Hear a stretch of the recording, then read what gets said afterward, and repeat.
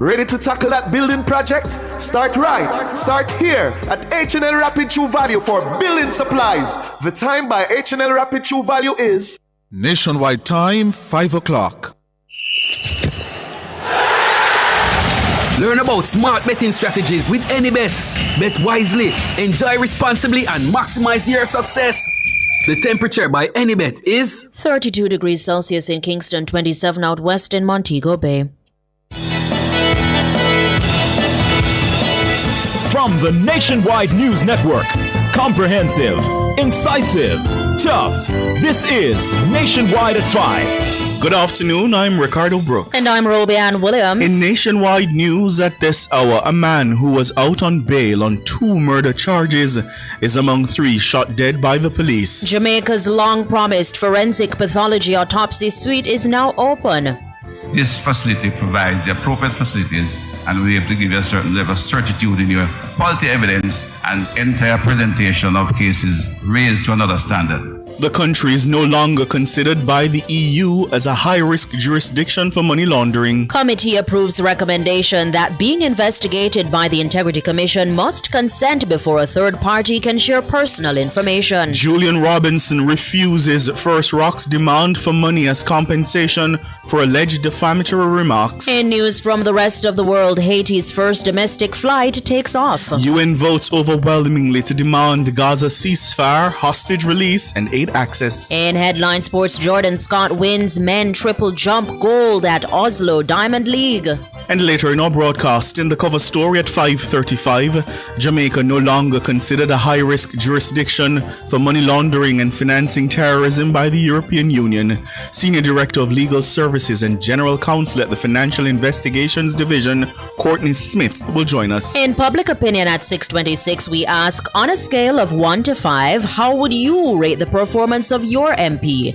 Give us your comments by logging on to our Facebook page, Nationwide News Network, and by tweeting us at Nationwide Radio, and message us on WhatsApp at 876-285-5693. You can also leave your comments on Instagram at Nationwide 90FM. In the nation's business at 6:40, the Education Minister, Dr. Dana Morris Dixon, says her ministry has deployed multiple initiatives aimed at improving the literacy rate of primary and secondary students. Regional Director Otis Brown will join us. And at 8, it's Jamaican Dads with Dennis Brooks, Garth Williams, Marlon Campbell, and Floyd Green. All these and more as we take you home on air on your mobile, Nationwide 90FM, Nationwide Radio, JM.com, and on the Nationwide app. It's available on the Google Play and the App Store. This Thursday afternoon, it's Thursday, June 12, 2025.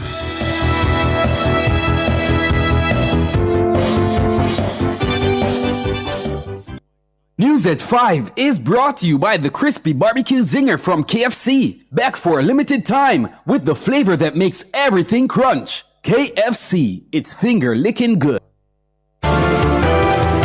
If it's news, it's got to be Nationwide 90 FM. And now to the details. The police say a man who was out on bail on 2 murder charges was among 3 people shot and killed in a shootout in Runaway Bay, St. Ann on Wednesday night. The man, Dickie Bonnick, was 38 years old and was from Runaway Bay. George Davis has the details. Our sources say Dickie Bonnick, along with 3 other persons, 2 men and a woman, arrived in Salem, Runaway Bay just after 3 on Wednesday afternoon. It's understood they traveled from the corporate area to St. Ann to execute a contract killing. Our sources say unbeknownst to them, a police team had been tracking their movement from the moment they left the location in Kingston.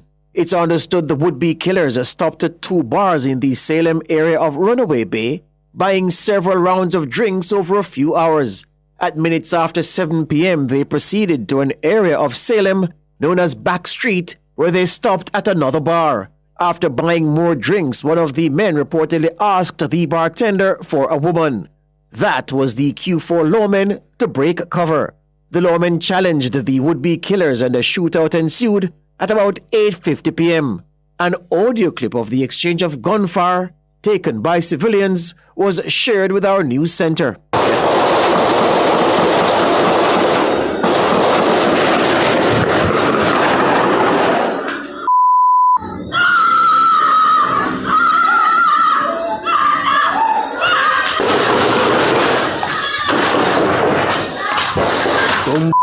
When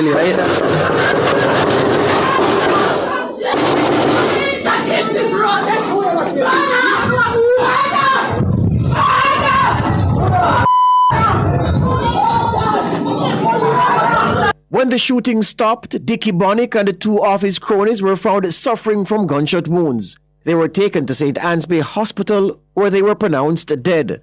The woman who traveled to Runaway Bay with the group reportedly fled during the exchange of gunfire. It's unclear if she was wounded during the shootout. The police have issued a statement confirming that 2 illegal guns, an AK-47 assault rifle, and a 9mm pistol were seized after the shootout. 14 rounds of ammunition were also seized. The police say Dickie Bonnick was out on bail for the October 2020 murder of 38-year-old Patrick Spence. He was charged jointly with one of his cronies, Everett Duncan, for Spence's murder. The police say Duncan confessed to the murder of Spence and told the police that Dickie Bonnick was also involved. But Duncan was himself killed soon after, and guess who was charged with his murder? Yep, Dickie Bonnick. Bonnick appeared in court as recently as March 30, 2025 in relation to that matter. The police say under the conditions of his bail on murder charge number 2, Bonnick was not supposed to set foot in the parish of St. Anne. He met his end in St. Anne on Wednesday. George Davis for Nationwide News. A vendor was shot and killed in Old Harbour, St. Catherine earlier on Thursday, that should be. He's been identified as Orville Bloomfield, otherwise known as Marlon or Bloodstain of Longville Park in Clarendon. Commanding officer of the St. Catherine South Division, Acting Senior Superintendent Leighton Gray, says the incident occurred sometime after 5 a.m. The police who were on duty heard loud explosions, as also they were notified by residents that loud explosions were heard in the vicinity of the Old Harbour High School. Upon carrying out investigation, they came upon a man that was shot and injured. He was suffering from gunshot wound to the upper body, and he was rushed to the Wilderstone Hospital, where he was pronounced dead. It is said that he's a vendor who vend in the precincts of the Old Harbour High School, and he's from a Longville Park address in Clarendon. Acting Senior Superintendent Leighton Gray, the police say investigations are still ongoing. Jamaica's long-promised forensic autopsy suite was opened today. The facility is set to streamline post-mortem services, ending decades of delays and inefficiencies that have hampered criminal investigations. The opening is being hailed as a significant milestone for the country's criminal justice system. Shalois Michael has the details. The state-of-the-art facility aims to restore government-led autopsy services, ending the reliance on private funeral homes. The practice was put in place after Jamaica's first public morgue was destroyed by fire in the 1970s. National Security Minister Dr. Horace Chang says the lack of an autopsy suite has put a strain on the justice system. He notes that funeral homes are often not properly equipped to conduct comprehensive post-mortem examinations. We don't have to rely on funeral homes which do not have the appropriate facilities for medical legal investigation. And in a difficult case, a good lawyer can raise challenges. Of course, when we go into private morgues, it costs a fortune despite of the quality. So it saves some significant money. The facility, located on Orange Street in downtown Kingston, was completed at a cost of more than $600 million.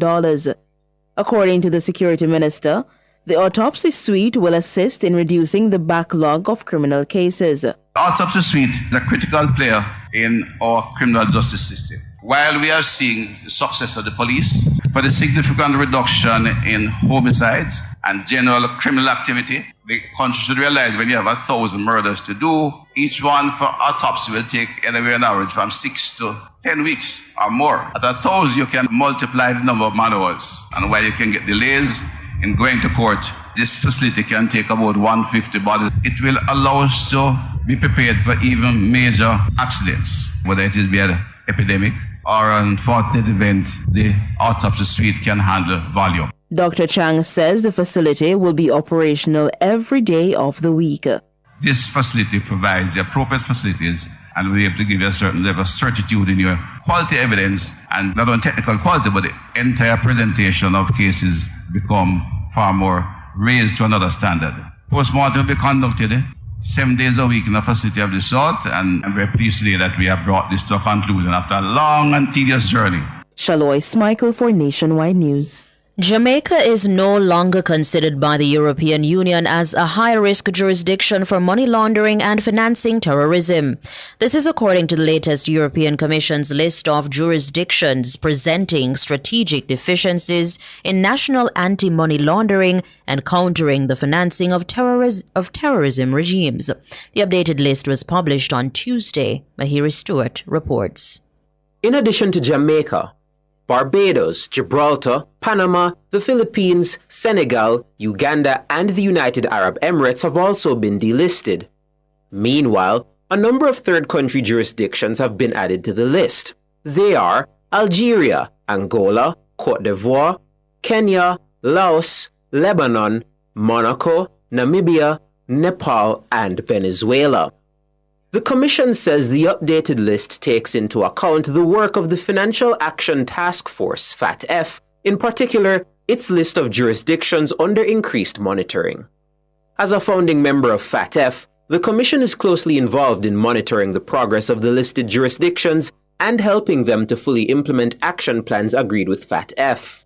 The Commission says it has carefully considered the concerns expressed regarding its previous proposal. It says it conducted a thorough technical assessment based on specific criteria and a well-defined methodology. It says it incorporated information collected through FATF, bilateral dialogues, and on-site visits to the jurisdictions in question. Article 9 of the 4th Anti-Money Laundering Directive mandates the Commission to regularly update the list of high-risk third country jurisdictions. The update of the list enters into force after scrutiny and non-objection of the European Parliament and the Council, usually within a month.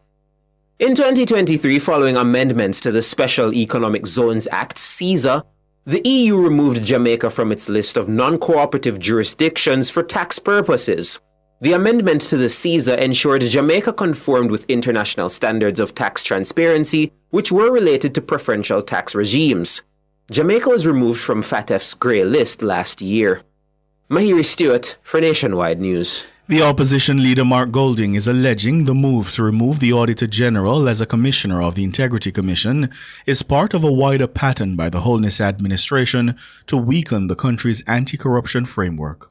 The Auditor General has been a member of Jamaica's principal integrity oversight bodies since independence. The JLP's argument for the removal of the Auditor General from this critical role is spurious. There is no constitutional or other impediment to having the Integrity Commission audited by the independent professional audit firm, which is a well-established practice utilized by various public sector bodies. The synergistic benefits of the Auditor General being a member of the Integrity Commission in the fight against corruption outweigh the contrived arguments to the contrary, which is why it is specifically provided for in the Integrity Commission Act that was passed under this administration.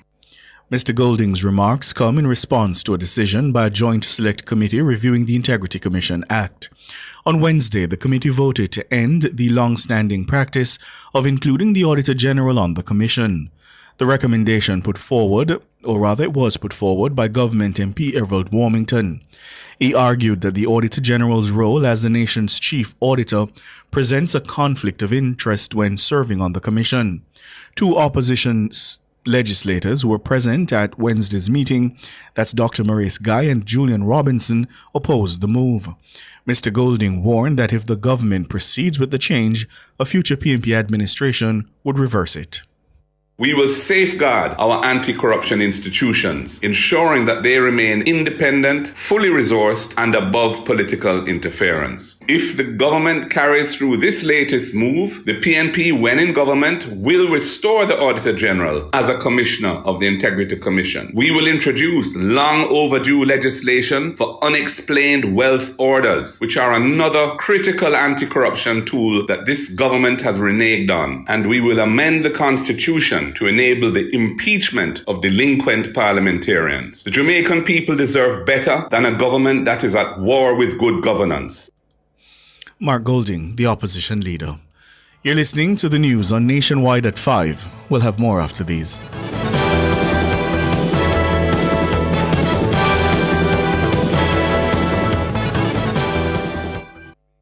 Annual eye examinations not only assess your vision but may be life-saving. Eye tests may detect serious health issues that go beyond your vision, including diabetes, hypertension, and some cancers. Call IQ Optical to schedule your comprehensive eye test today. The time by IQ Optical is... It's 15 minutes after 5.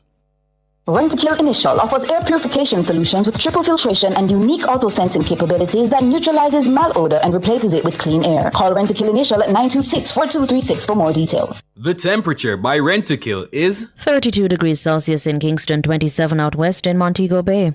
The name you trust to be your friend, to be a partner by your side. For generations we have been the one you trust as your financial guide. Sagicor, building trust for generations, helping hopes and dreams to grow, building our nation. Sagicor's the name you know. Sagicor. Sagicor, celebrating 55 years. Building trust for generations. The race to 32. Nationwide 90 FM's coverage of the 2025 general elections. Coming soon. Continuing the news, the Joint Select Committee reviewing the Integrity Commission Act has approved a recommendation that a person being investigated must consent before a third party can share personal information with the Commission. A judge in chambers may also order the third party to make the disclosure as long as due notice is served on the public official involved. Financial institutions are among the third parties affected by the recommendation. Justice Minister Delroy Chuck voiced his agreement with the suggestion. It is obvious to me that the IC was acting inappropriately. They were getting information from all the different public bodies, including financial institutions, and they were writing reports using that information. The way that the Turks and Caicos case indicated is that basically that is an invasion of privacy, which is protected by the Constitution in Jamaica. And therefore, what the IC did in writing reports where they got information without the consent of the public official was wrong. Delroy Chuck, Justice Minister. Opposition Senator Donna Scott Motley argued that there should be a balance between fighting corruption and protecting the rights of declarants. It leaves you feeling as though your privacy has been totally invaded when you are not under suspicion of any illegality. And I think that it is our laws have to provide a balance. Because even though we want to eradicate or minimize or root out corruption, we still have to respect the fact that an individual does have some rights. And that even a communication to the person that I intend to write the bank to ask about your accounts would at least show some honor and respect. No, the thing about, we can't make it seem that we want to criminalize people. We want people to comply. Donna Scott Motley, opposition senator.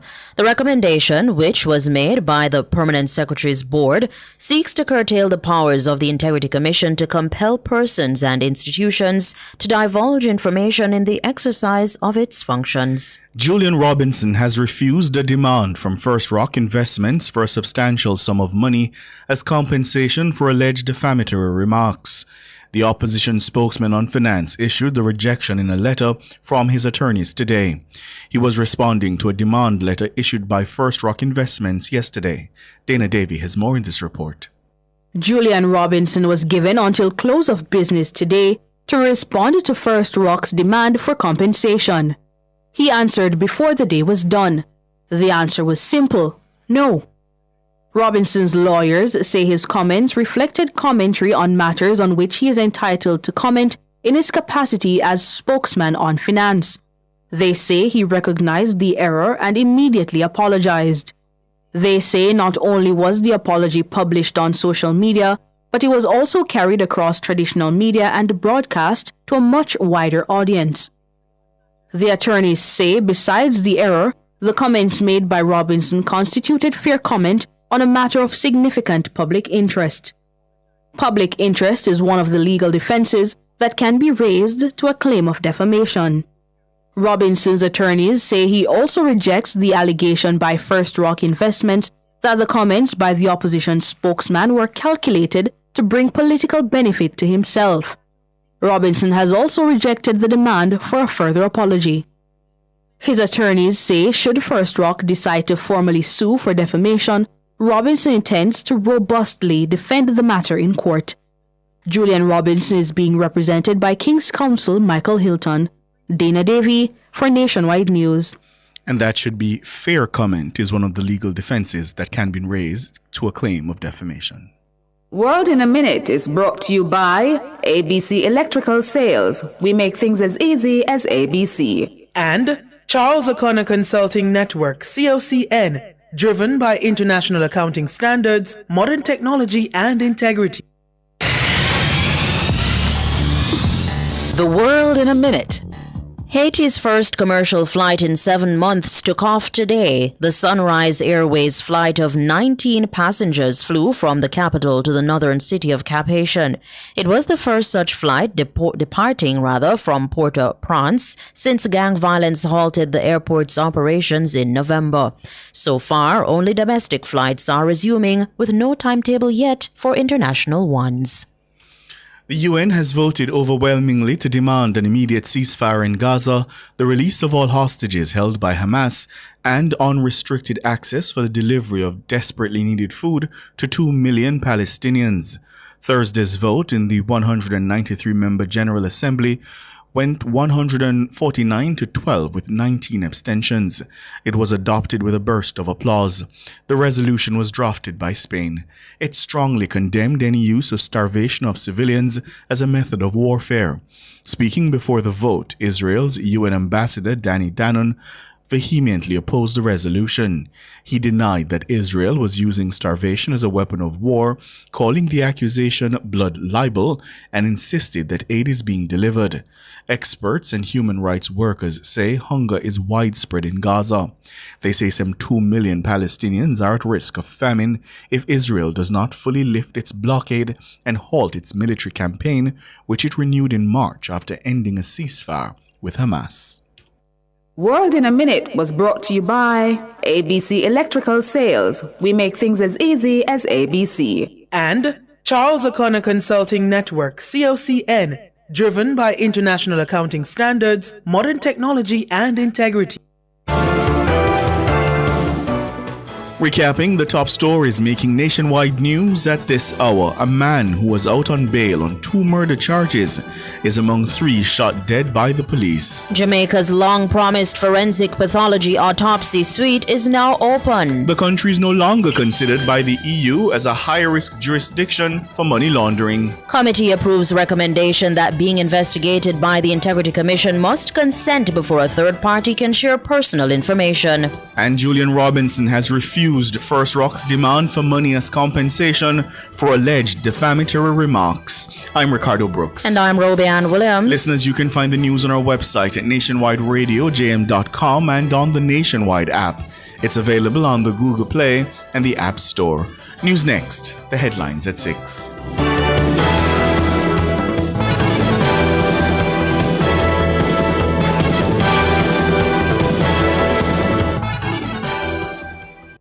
News at 5 was brought to you by the Crispy Barbecue Zinger from KFC. Back for a limited time with the flavor that makes everything crunch. KFC, it's finger-licking good. KFC is back with the Crispy Barbecue Zinger. So delicious, this one is a winner. Spicy with bacon, onions, cheddar, the smoky barbecue sauce. The Crispy Barbecue Zinger from KFC is back. A delicious spicy zinger with bacon, cheddar cheese, crispy onions, and smoky barbecue sauce. Available for a limited time. The craving that makes everything crunch. KFC's Crispy Barbecue Zinger. It's finger-licking good. The Crispy Barbecue Zinger from KFC with the smoky barbecue sauce. Get on the rum with Appleton Estate this month. Dive into the history, craftsmanship, and experience a taste of Jamaican excellence. Indulge in your favorite Appleton Estate cocktails and food pairings available at participating restaurants. Or receive a complimentary Appleton 8-year-old Reserve 200 ml when you purchase a bottle of Appleton Estate's Signature Blend 750 ml while stocks last at participating outlets. Appleton Estate. Land on the extraordinary. Follow us at Appleton Estate JA to get on the rum. Must be 18 years or older to drink. Drink Drink responsibly. Sports at 5 is brought to you by Total Tools. Total Tools, every tool, every trade.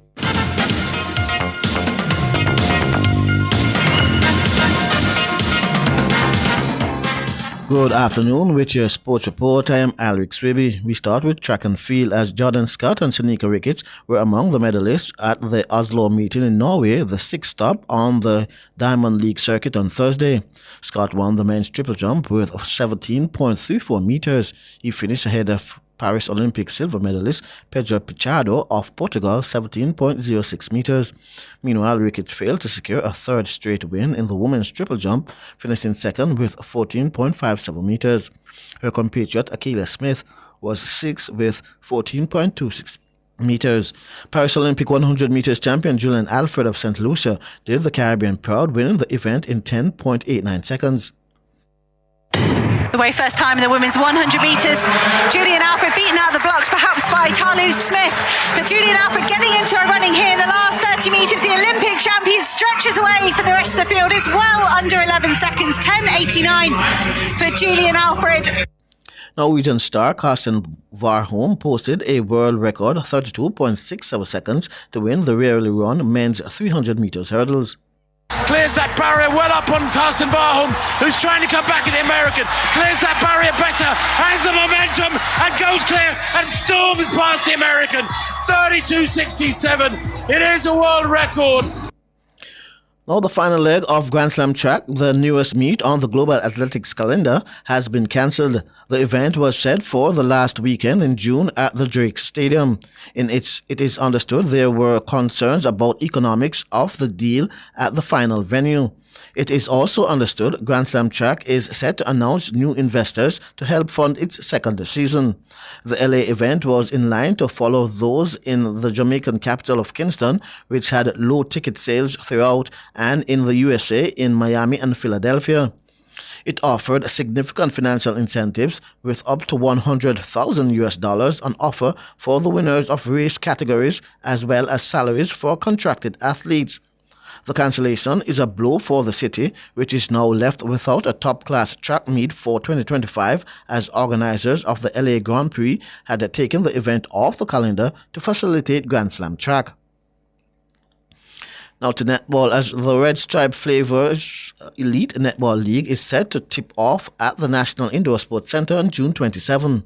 5 teams, namely defending champions Manchester Spurs, Kingston Hummingbirds, St. Anne Orchids, St. Catherine Racers, and the National Under-21 Shiners.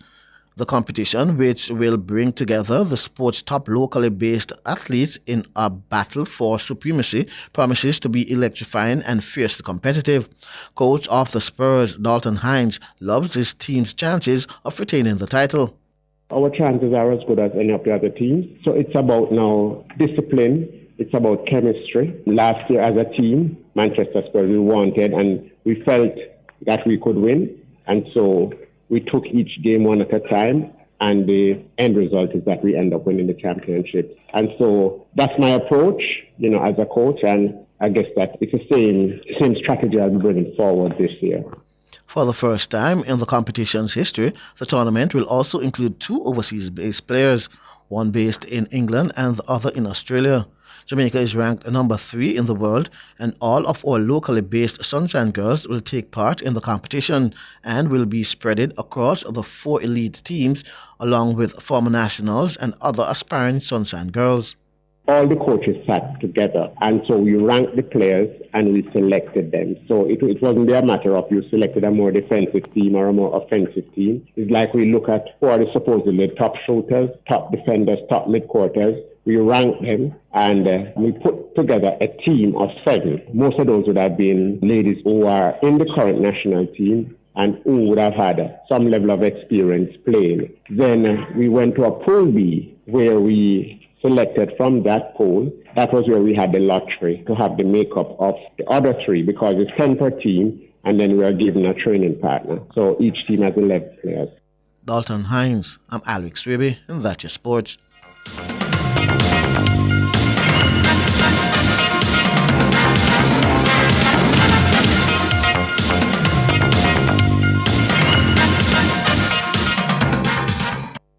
Sports at 5 was brought to you by Total Tools. Total Tools, every tool, every trade.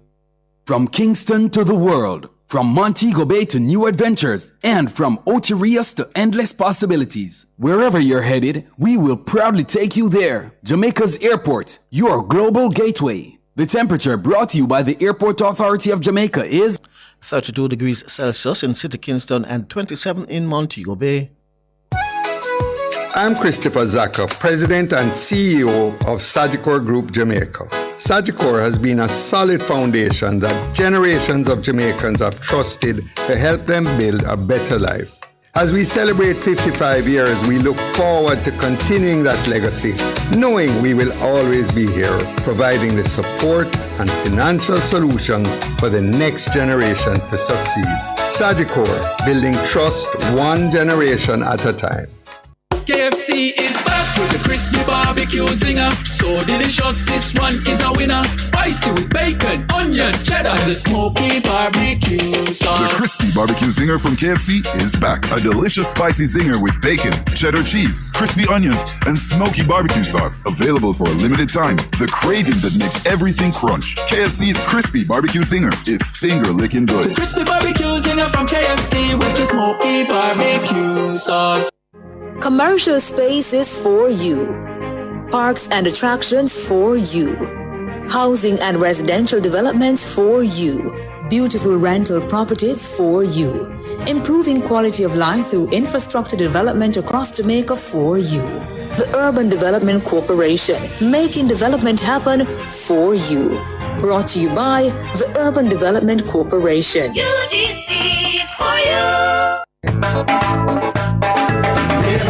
Labour rights, the Jamaica Labour Party active and strong machine moves into East Central St. Andrew for their constituency conference. Hosted by constituency chairman Davion Vassell this Sunday, June 15, Tarrant High School, 5 p.m. Come here, Deputy Leader Desmond McKenzie, constituency chairman Davion Vassell, guest speakers Delroy Chuck, Robert Morgan, Floyd Green, Rhoda Crawford, Senator Apka Fitz-Henley, Councillor Beverly Prince, share messages of action, hope, and prosperity. Labour rights were ready.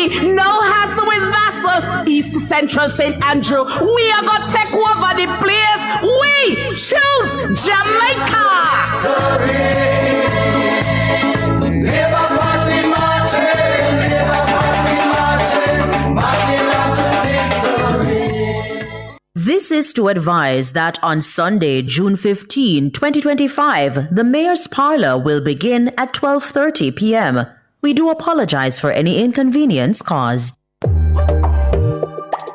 I'm Dennis Brooks. I'm Alan Campbell. I'm Floyd Green. And I'm Garth Williams. Catch us on the Jamaican Dads podcast right here on Nationwide 90 FM, Thursdays at 8 p.m. with a repeat on Sundays at 6 p.m. The Jamaican Dads podcast is all about providing men with a healthy, safe, and functional forum to tackle many of the taboo topics that concern our masculinity. Like everyone else out there, we're dads of varying amounts of experience who come from different backgrounds and often view the world differently. We're definitely not perfect, but we are all brethren and we're all committed to this piece of rock called Jamaica. Too often, there are no safe spaces for men to explore the issues which are important to us. Plus, most of the content out there about parenthood is produced by women, for women. So we think it is important that we be the change we want to see. Follow us on YouTube, Facebook, Instagram, and Twitter at Jamaican Dads with a Z. And definitely join us here on Nationwide 90 FM every Thursday at 8 p.m. with a repeat on Sundays at 6 p.m. for the Jamaican Dads podcast.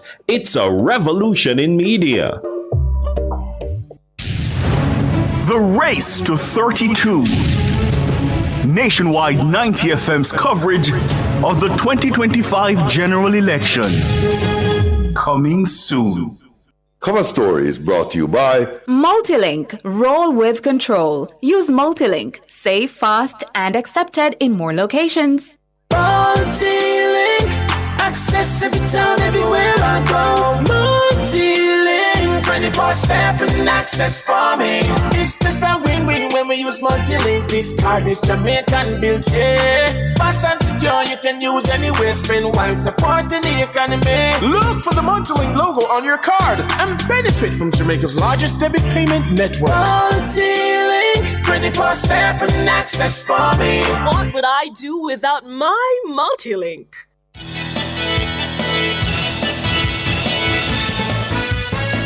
Good afternoon to you. Thank you so much for joining us here on Nationwide at 5. It's a Thursday, right? Yes, it is a Thursday afternoon. It's the 12th day of June, 2025. My name is Ricardo Brooks. My name is Sanjay Lewis. Ricardo Brooks, you sound happy today. I almost think it was Friday. What's happening? No, Dana and Bugs giving me a joke. Okay. Yeah. In the cover story this afternoon, Jamaica is no longer considered high risk. That's according to the European Union. Now, it's not considered a high risk jurisdiction in the country for money laundering and financing terrorism.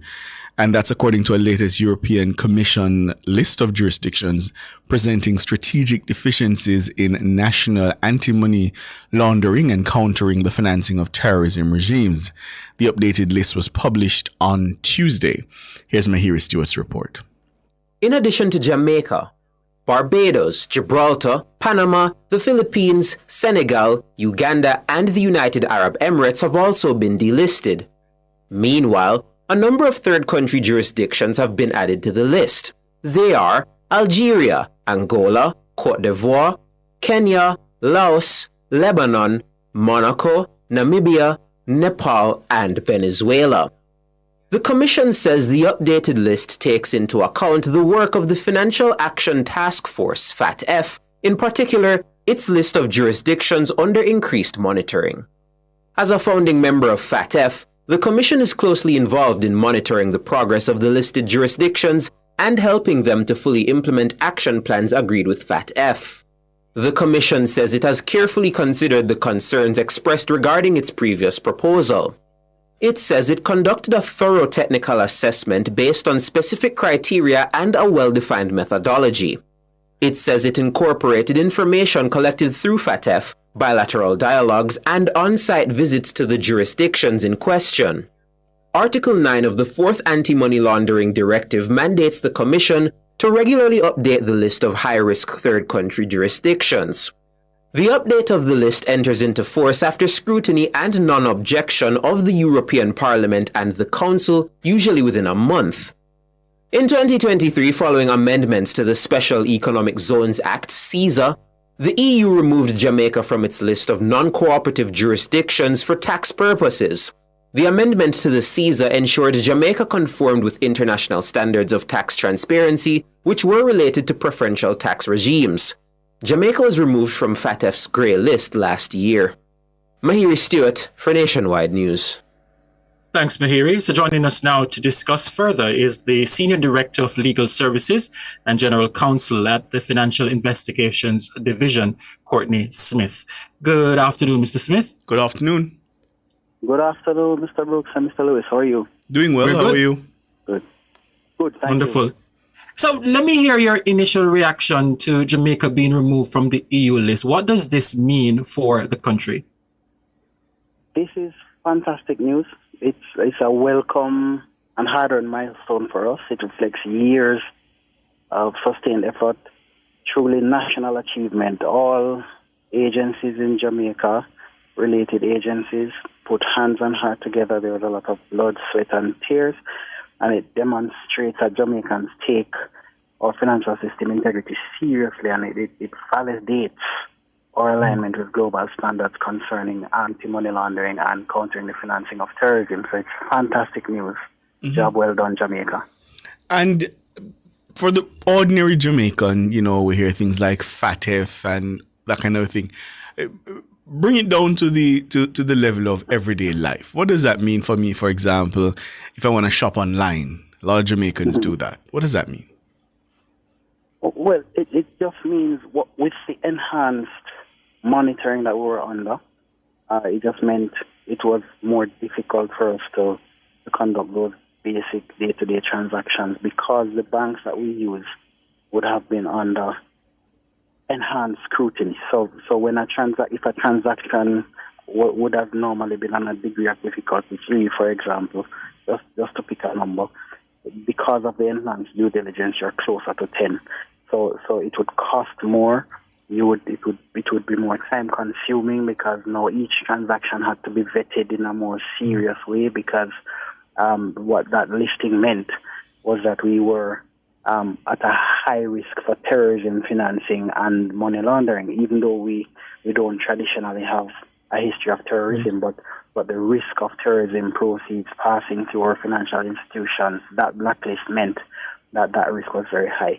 So it was harder for everyday traditional transactions to take place. So, for example, if I was sending a wire transfer, let's say from Jamaica to the United States, the banks who are accepting that wire would have to put extra measures in place just to ensure that we were following the necessary procedures? Certainly, and they would have to do what we call in the industry enhanced due diligence. They would have to ask more stringent questions than they would normally have to do if you weren't on any of those lists. Mm-hmm. So now that itself was more difficult. Right. So now that we have been removed from the list, it basically ensures that it's much easier for us to do simple transactions like a wire transfer without all those safeguards in place. We're not talking about removing the safeguards because once if you remove the safeguards, well, the extra layer then, so to speak. Right. So we're now at the standard requirement. I believe we should see it transitioning over time to make it a little bit more relaxed, but not to the extent. Everybody, we're now on the same level playing field as everybody, I would presume now, based on this relisting or delisting. And I don't know if you've realized, Mr. Smith, but in recent times your division has been in the news. And one of the claims has been that, Jamaica's international financial reputation was at risk. How do you assess the situation as it relates to our international financial reputation? Well, without commenting on what has been in the news, and based solely on the work that Jamaicans have put in over the past 5 years or so, and the national risk assessments that we have done, we have identified our risks, we have put things in place to first get us off the FATF grey list and now off the EU blacklist.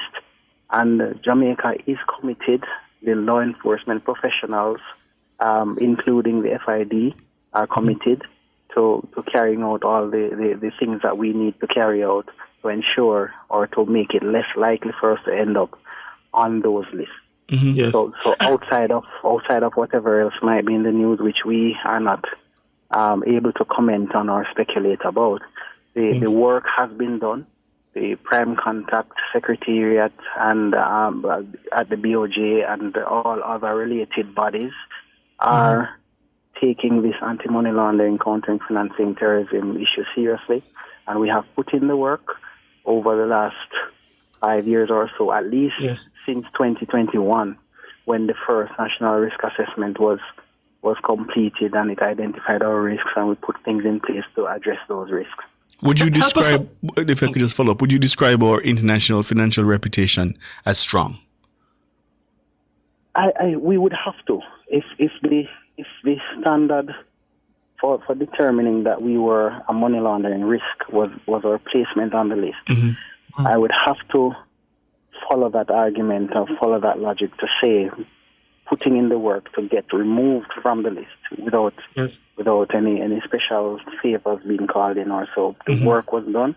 We would have to say that means that our effectiveness is recognized internationally, that our laws are in place and they're up to international standards, and that the enforcement of same is equally up to standard. The sharing of intelligence and assisting other nationalities and other nations in combating their own anti-money laundering, countering financing terrorism risks is there, because that's a part of the test as well. Do we cooperate with other countries in ridding the world of anti-money laundering and terrorism financing? And that is a part of what being removed from the blacklist and the grey list last year.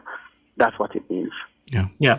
Well, hold it first. We're up on the break, Courtney Smith. When we come back, I want to talk about the coordination between the FID, the Parliament, and other government entities, because I remember quite clearly then Finance Minister Dr. Nigel Clark went at pains to explain to the Parliament the need for us to be removed from this blacklist. So let's take the break and come back and we talk about that.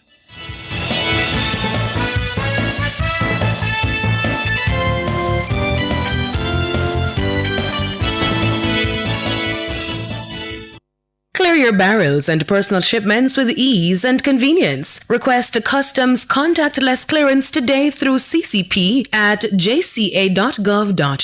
The time by the Jamaica Customs Agency is 5:45.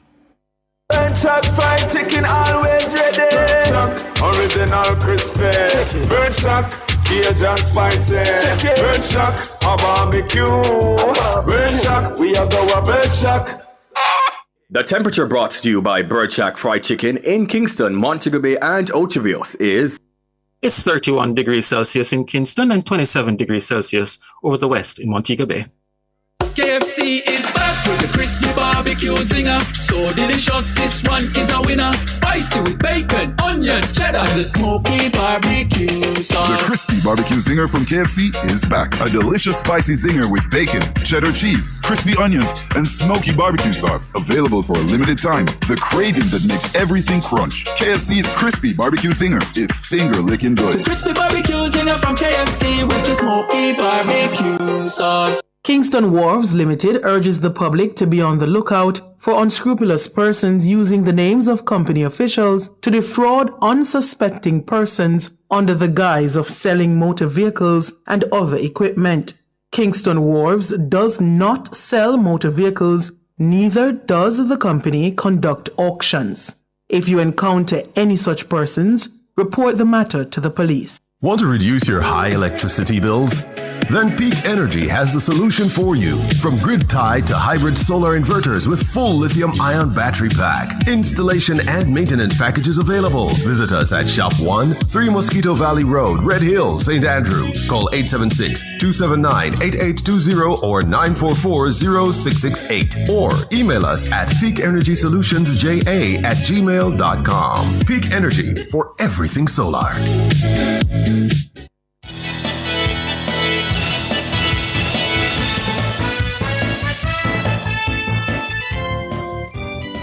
Back with you on Nationwide at 5. It's the cover story. I'm Ricardo Brooks. My name is Sanjay Lewis, and we're speaking with the Senior Director of Legal Services and General Counsel at the Financial Investigations Division, that's the FID, Courtney Smith, discussing this good news for Jamaica, Jamaica being removed from that list and no longer high risk, according to the EU. And just before the break, Mr. Smith, I was talking about Finance Minister Dr. Nigel Clark talking to the Parliament about the need for us to be removed from this list.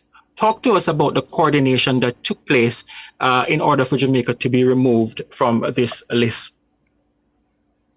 Certainly.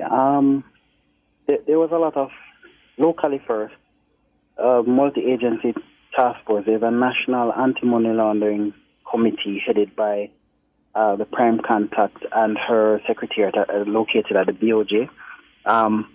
That team comprises of law enforcement, regulatory bodies, and so on that knocked heads together over long hours, many days and nights, did the research, wrote the reports, participated in the national risk assessment process, wrote that 2021 national risk assessment, which triggered all of this, and just putting all our years of training and experience together to identify Jamaica's problems and point to possible solutions on how we could work through that process.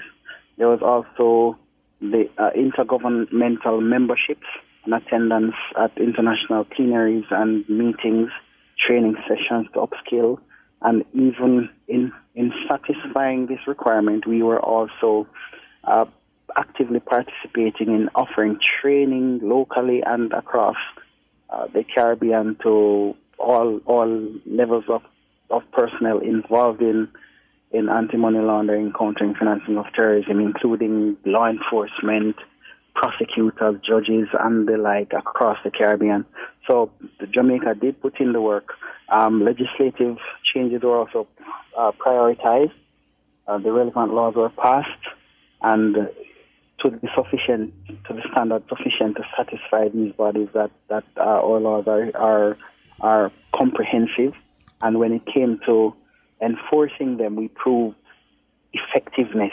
And it's a continuous process that we have to keep proving that effectiveness. A part of what made this possible too was the way in which the National Anti-Money Laundering Committee went about telling Jamaica's story, so things that persons would look at and determine that this was a high risk for money laundering and terrorism financing, for example. Mm-hmm. We were able to tell Jamaica's story to show how, yes, though some of these things appear to exist, the risk is really low because of ABC 1, 2, 3, and we're able to tell that story in such a way, and that we convinced and were able to convince and show evidence, because it's not just about spinning a story and spinning a web. Yes. We had to show evidence about everything we were saying. Yeah. And the research was done, the evidence was shown, and we satisfied our international partners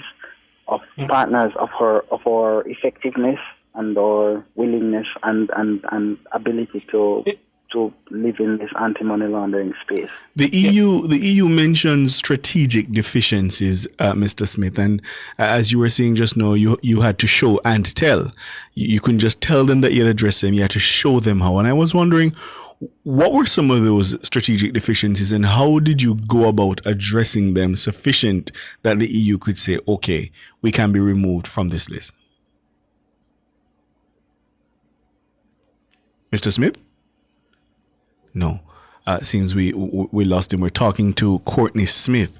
He is the General Counsel and Senior Director of Legal Services at the Financial Investigations Division. Some good news coming in for Jamaica. The country is no longer considered a high-risk jurisdiction for money laundering and financing terrorism by that list coming from the European Union. The European Commission list of jurisdiction was released recently. And Ricardo, some stakeholders have previously argued that Caribbean countries, including Jamaica, have been held to a higher compliance standards than larger jurisdictions. And I wanted to hear Mr. Smith on that one, because many individuals have said that's the case. We were not treated the same as the larger jurisdictions. And it's interesting you say that, Sanjay, because I don't think it's only a matter of the prominence of the country or the economy, but also there's been a racial argument that's been raised, yes, that minority countries are often punished and singled out. So, yes, I would be interested in hearing Mr. Smith's answer to that. Our producer still trying to make contact with him. And to be fair also, Ricardo, our laws, and I remember last week the Constitutional Affairs Minister said it, Jamaica, for the most part, we have set laws that are intact, they're stringent. So I find it very surprising that the EU to begin with would have said that Jamaica's laws were not stringent enough to deal with the issues of anti-money laundering. Yeah. Mr. Smith, are you back with us? I'm back with you. Yes. Oh, wonderful. No, not a problem. Did you hear the question I posed before we lost you? No, could you repeat, please? Right. So I was saying that the EU mentioned strategic deficiencies, right? That they had previously identified some of them. And in response to Sanjay, you were making the point that you didn't only tell the EU how you had addressed them, but you also showed, you had to give the evidence that you had in fact addressed these so-called strategic deficiencies. And I wondered, what were some of those, and how did you go about making that case that they were addressed? The thing with the EU blacklist is that it really mirrors the FATF grey list that we were on. Oh, so it's just a mirroring. And came off in 2024. So from a strategic perspective, whoever is on the FATF grey list went on the EU blacklist. I see. So when we saw that we did the work and came off the grey list, we knew it was really we anticipated that was a matter of time that we would come off. Now, what was happening prior to coming off the grey list was that there were certain deficiencies, for want of a better term, that were identified, involving certain laws related, for example, to the secrecy surrounding beneficial ownership of companies and so on. That law was changed during this time period. There was also, so the Companies Act was amended to compel disclosure of those benefits. If I could interrupt, Mr. Smith, because I just want the listeners to properly understand it. So you're saying, for example, if disclosures about who owns a company or beneficial ownership, they're saying that those things could be used to mask the financing of terrorism, because if you don't know who it is, then conceivably it could be a terrorist. Certainly. So now Jamaica has put laws in place to make sure that it's not possible or it's not permitted. That's a better word. It's not permitted for somebody to own a company for somebody else without disclosing who that other person is. I see. Another key problem was that the attorneys were not compelled and compellable to report suspicious transactions involving their clients. And during that period, and interestingly, during the period, it was heavily litigated, and it went all the way to the Privy Council. Yes, I recall that ruling. Yes, and even whilst we were waiting on that ruling, the FATF and our international partners, they appreciated that we had to await the decision, but were insistent that that was a no-no, because attorneys pose a significant risk worldwide. Attorneys have the skill sets, etc., that and the reach and the access that can be abused. So that was one of the things that was viewed as a deficiency. And we have resolved those. Yes. Yeah. Do you find, Courtney, that Jamaica and the Caribbean have been held at a much higher standard, and also there was a lack of understanding of the legislation that we had in place, which is why we were placed on that list by the EU? I would not want to say that, because the laws were studied and explained as part of the process. So persons had a full understanding of what the laws were saying. Some of it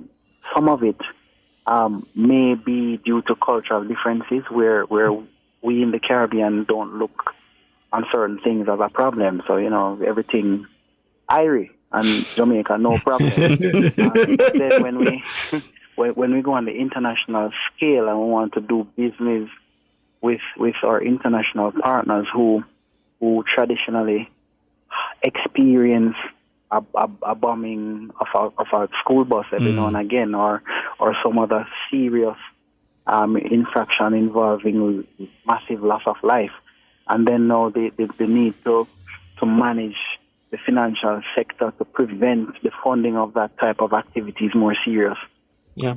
To them, we not experiencing those things on a daily basis had to quickly understand the cultural requirements and as to why these things needed to be in place. There's the other element now, Courtney, of remaining off that list. What are some of the things that Jamaica have put in place just to ensure that we're keeping in touch, keeping informed with what is happening, and making the changes proactively so that we will never go back on that list? We just need to recognize that what we're doing from a law enforcement perspective has put us on the road to ensuring, at least from that perspective, that Jamaica will become the place to live, work, raise families, and do business. We're setting the framework for a stable financial sector, and what we need to do is to continue to maintain it. Maintaining it meaning we have to do continuous monitoring and updating our national anti-money laundering strategy, which is what we're actually doing now. And another risk assessment is being done, and we're upgrading and updating the 2021 version. So that's a commitment that we have taken to say we need to consistently and constantly review Jamaica's risks and put things in place to mitigate them. We also engage in regular training and audits across all regulated sectors. There's ongoing collaboration with our international partners as well. There's mutual supervision, intelligence sharing, investigations, and asset recovery, which means we have to continuously become effective at finding the proceeds of crime and taking them from those that have committed crime to earn them. And then now applying those proceeds towards helping us to bolster our system. And a part of that will require that we leverage technology to improve general compliance and oversight, and even the detection, prosecution of crimes and asset recovery generally. Yeah. Courtney Smith, we're out of time. Thank you so much. We appreciate your time this afternoon. Courtney Smith is Senior Director of Legal Services and General Counsel at the Financial Investigations Division. Thank you so much. Thank you for having me. Not a problem. Have a good one. All the very best. The headlines are next.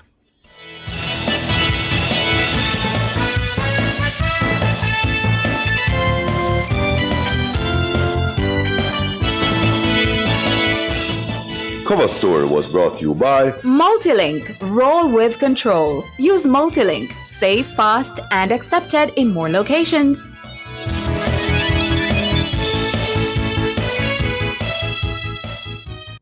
The time brought to you by Guardian Life. Live secure, live easy is 6:01.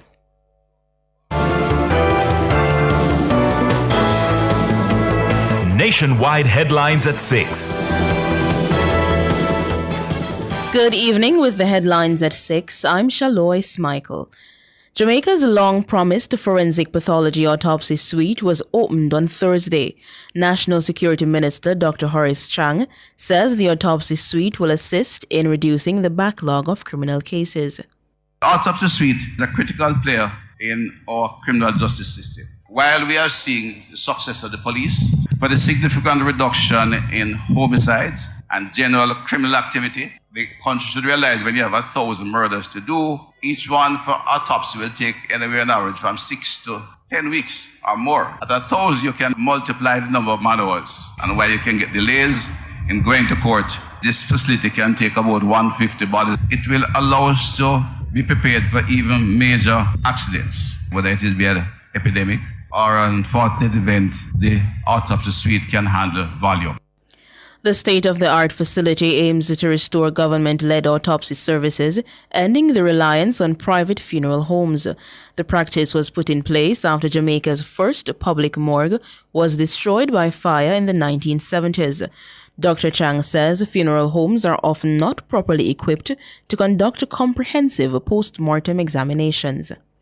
We don't have to rely on funeral homes which do not have the appropriate facilities for medical legal investigation. And in a difficult case, a good lawyer can raise challenges. Of course, when we go into private morgues, it costs a fortune despite of the quality. So it saves some significant money. Dr. Horace Chang, Minister of National Security. The police say a man who was out on bail on 2 murder charges was among 3 people shot and killed in a shootout in Runaway Bay, St. Anne on Wednesday night. The man, Dickie Bonnick, along with 3 other persons, 2 men and a woman, arrived at a bar in Salem just after 3 o'clock. It's understood they traveled from the corporate area to St. Anne to execute a contract killing. Unbeknownst to them, a police team had been tracking their movement. The lawmen challenged the would-be killers and a shootout ensued at about 8:50 p.m. When the shooting stopped, Bonnick and 2 of his cronies were found suffering from gunshot wounds. They were taken to St. Anne's Bay Hospital where they were pronounced dead. The woman who traveled with them reportedly fled during the exchange of gunfire. Opposition leader Mark Golding says the move to remove the Auditor General as a commissioner of the Integrity Commission is part of a wider pattern by the Holness administration to weaken the country's anti-corruption framework. The Auditor General has been a member of Jamaica's principal integrity oversight bodies since independence. The JLP's argument for the removal of the Auditor General from this critical role is spurious. There is no constitutional or other impediment to having the Integrity Commission audited by the independent professional audit firm, which is a well-established practice utilized by various public sector bodies. The synergistic benefits of the Auditor General being a member of the Integrity Commission in the fight against corruption outweigh the contrived arguments to the contrary, which is why it is specifically provided for in the Integrity Commission Act that was passed under this administration. Mr. Golding's remarks come in response to a decision by a joint select committee reviewing the Integrity Commission Act. On Wednesday, the committee voted to end the long-standing practice of including the Auditor General on the commission. Mr. Golding warned that if the government proceeds with the change, a future PNP administration would reverse it. We will safeguard our anti-corruption institutions, ensuring that they remain independent, fully resourced, and above political interference. If the government carries through this latest move, the PNP, when in government, will restore the Auditor General as a commissioner of the Integrity Commission. We will introduce long overdue legislation for unexplained wealth orders, which are another critical anti-corruption tool that this government has reneged on. And we will amend the Constitution to enable the impeachment of delinquent parliamentarians. The Jamaican people deserve better than a government that is at war with good governance. Mark Golding, opposition leader. The Joint Select Committee reviewing the Integrity Commission Act has approved a recommendation that a person being investigated must consent before a third party can share personal information with the Commission. Justice Minister Delroy Chuck voiced his agreement with the suggestion. It is obvious to me that the IC was acting inappropriately. They were getting information from all the different public bodies, including financial institutions, and they were writing reports using that information. The way that the Turks and Caicos case indicated is that basically that is an invasion of privacy, which is protected by the Constitution in Jamaica. And therefore, what the IC did in writing reports where they got information without the consent of the public official was wrong. Delroy Chuck, Justice Minister. Meanwhile, opposition Senator Donna Scott Motley argued that there should be a balance between fighting corruption and protecting the rights of declarants. It leaves you feeling as though your privacy has been totally invaded when you are not under suspicion of any illegality. And I think that it is our laws have to provide a balance. Because even though we want to eradicate or minimize or root out corruption, we still have to respect the fact that an individual does have some rights. And that even a communication to the person that I intend to write the bank to ask about your accounts would at least show some honor and respect. No, the thing about, we can't make it seem that we want to criminalize people. We want people to comply. Donna Scott Motley, opposition senator. Those were the headlines at 6. I'm Shaloy Smichael. Sports is next.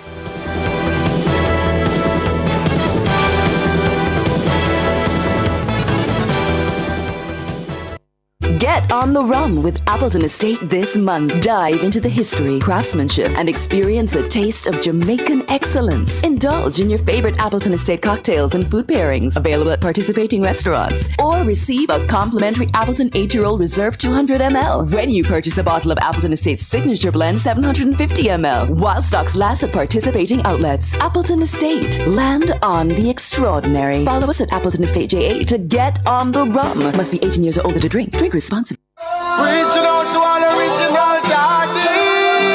Tune in to Cliff Hughes Online from 10 a.m. to 1 p.m. as we celebrate fathers on June 13 at the Jamaica Pegasus Hotel. The Ministry of Culture, Gender, Entertainment and Sport, in association with the Bureau of Gender Affairs, will celebrate Father's Day 2025 under the theme, The Power of Presence. Fathers who make a difference. # Daddy is Home. Activities begin with a spa day on June 11 at the Ministry's Roof Terrace with Outstanding Fathers Award recipients and Ministry staff members who are fathers receiving pampering, refreshments and and games under the theme Caring for the Caring Dad. The grand celebration is set for June 13 with the Outstanding Fathers Award ceremony where 60 exemplary fathers will be honored at the Jamaica Pegasus Hotel. So tune in to Cliff Hughes Online June 13 from 10 a.m. to 1 p.m. Catch the live stream on our YouTube channel at Nationwide 90 FM Live 2. All this and more only on Nationwide 90 FM, the new revolution in media.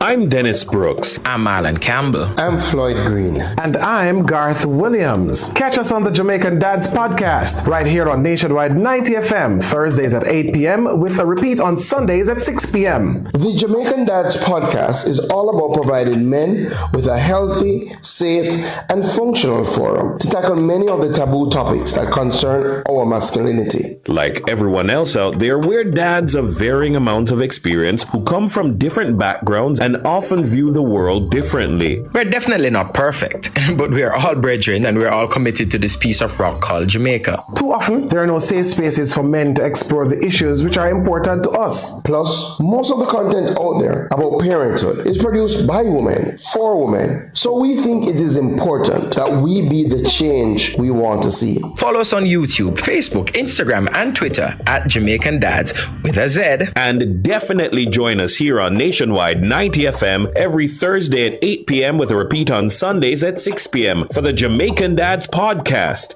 It's a revolution in media.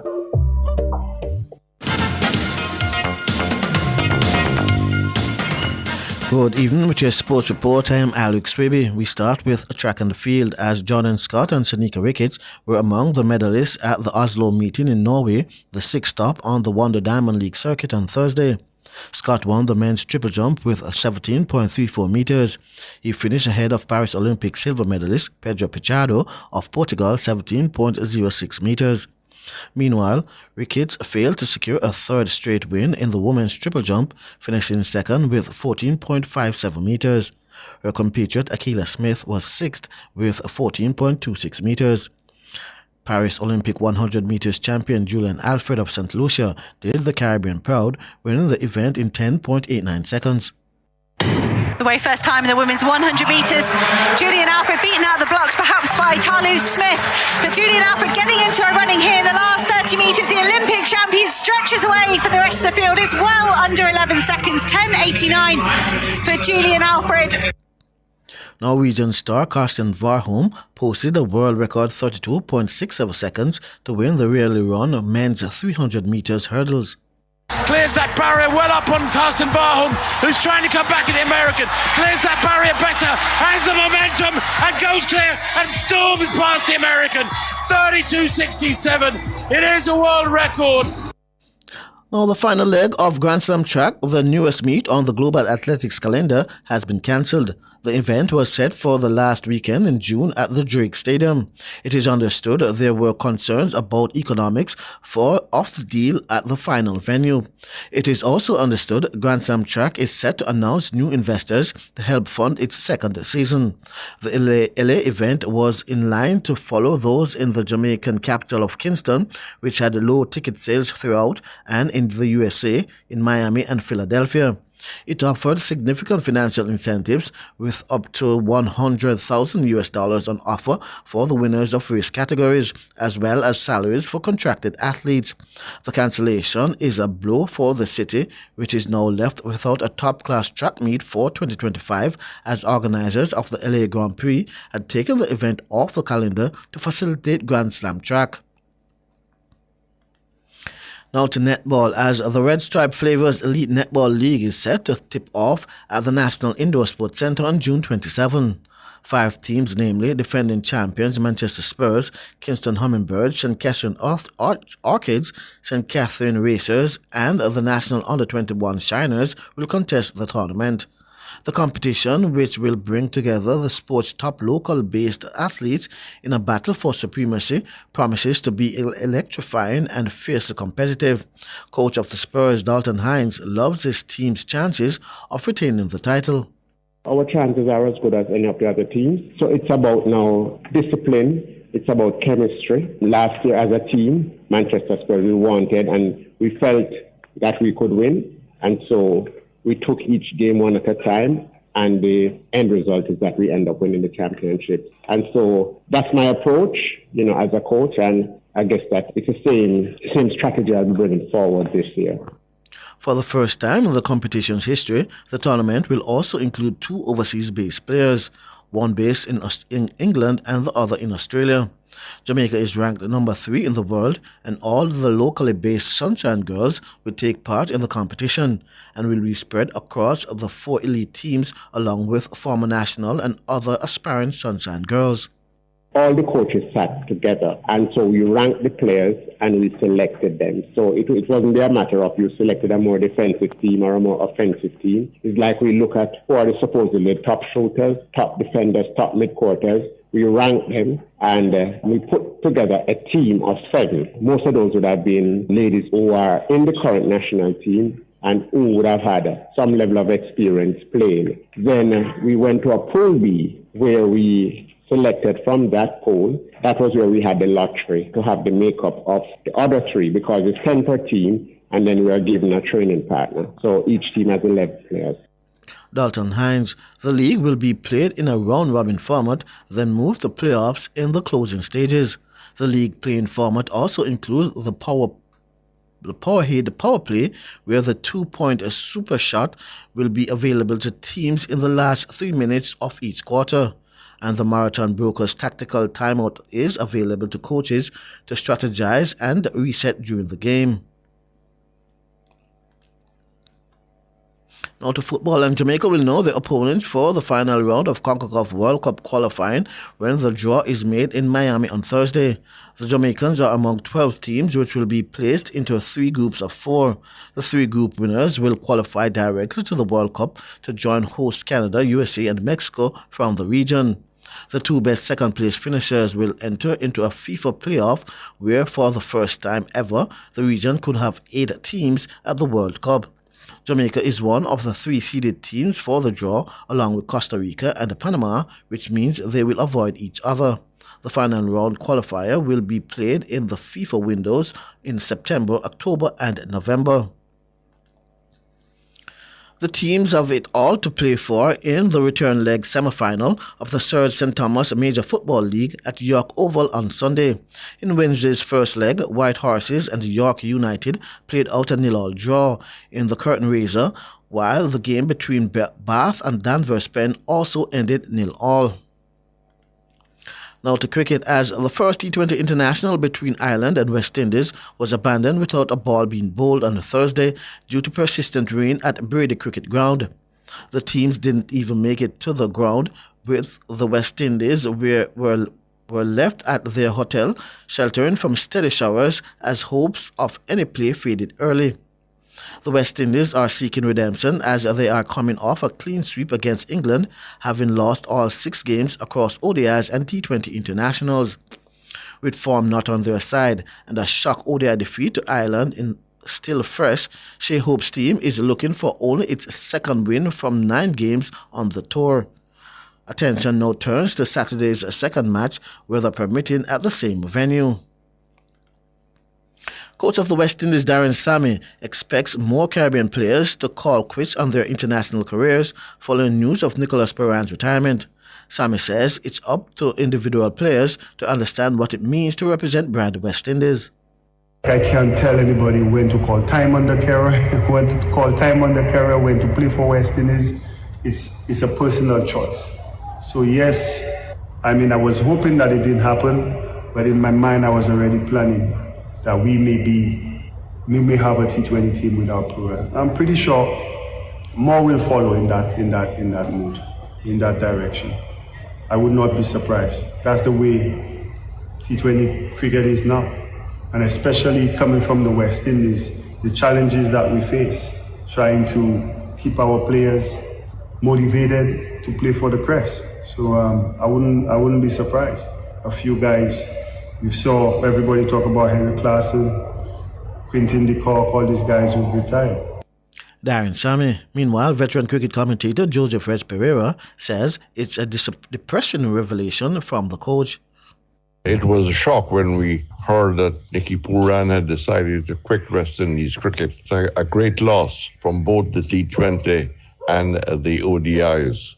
But I was a little surprised that Coach Darren Sammy then said in a press conference that more will follow. Our talent base is small enough, and I hope that Sammy's information is wrong, because it's really a depressing statement to hear that the coach is saying that more will in fact follow.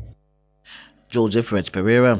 The Cricket West Indies announced the region's participation in a historic 3-match T20 international series against the Asian nation of Nepal, the first ever bilateral series between the two teams, marking a significant milestone in the ongoing mission to grow and globalize the game of cricket. Taking place in Sharjah, United Arab Emirates on September 27, 28 and 30, the series is being hosted by Cricket Association of Nepal and represents a landmark opportunity for Nepal as it gears up for the ICC Men's T20 World Cup Asia qualifier later this year. For CWI, the engagement reflects its strong commitment to supporting the development of cricket in emerging nations and fostering meaningful partnership with fellow cricketing boards worldwide. The West Indies team, known for its rich legacy and dynamic style of play, is expected to field a competitive squad that will offer Nepal critical exposure ahead of their World Cup qualifying campaign.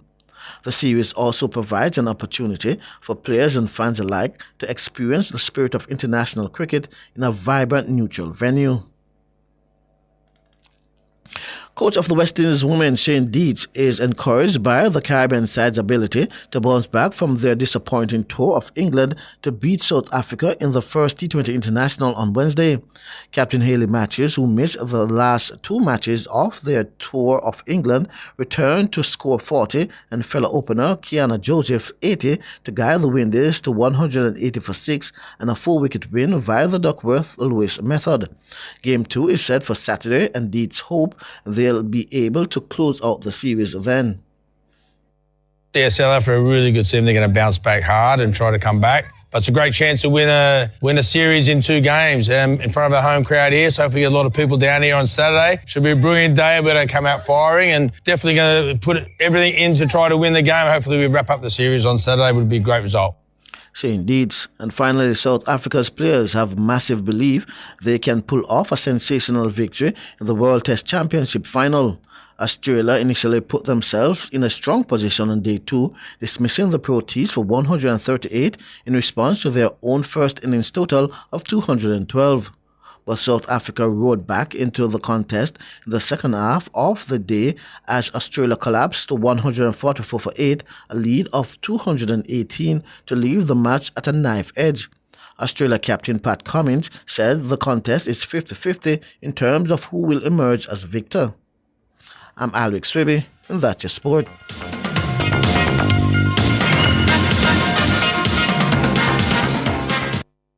For all your scales and food processing equipment, call Advanced Scales and Equipment Limited at 876-968-9612-5.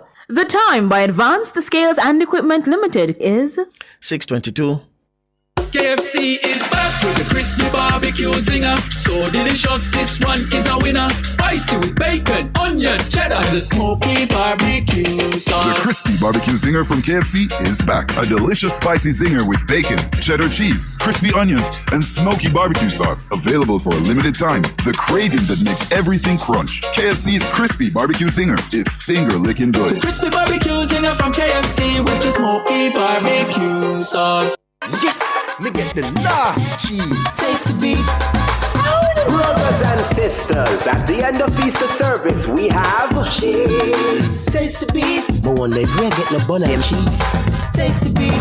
Serve, sell me some bun and cheese. Taste the beat. Why, it's looking nice with some tasty cheese. Taste the beat. Could I have some cheese, please? Taste the beat. Make we get on real bad with the tasty cheese, boy. Tasty beat with tasty cheese. This Father's Day, escape to the Pampered Temple for ultimate relaxation. Adam and Eve Day Spa. All treatments are infused to melt your tension and remove stress. Pampered Dad with a massage, facial, body treatment, and mani-pedi. Unwind at Adam and Eve and enjoy complimentary Pure Country juices and Johnny Walker. But now at www.adamandevedayspaja.com. Purchase gift certificates. Call 876-754-6017 or WhatsApp 876-567-2142 for details.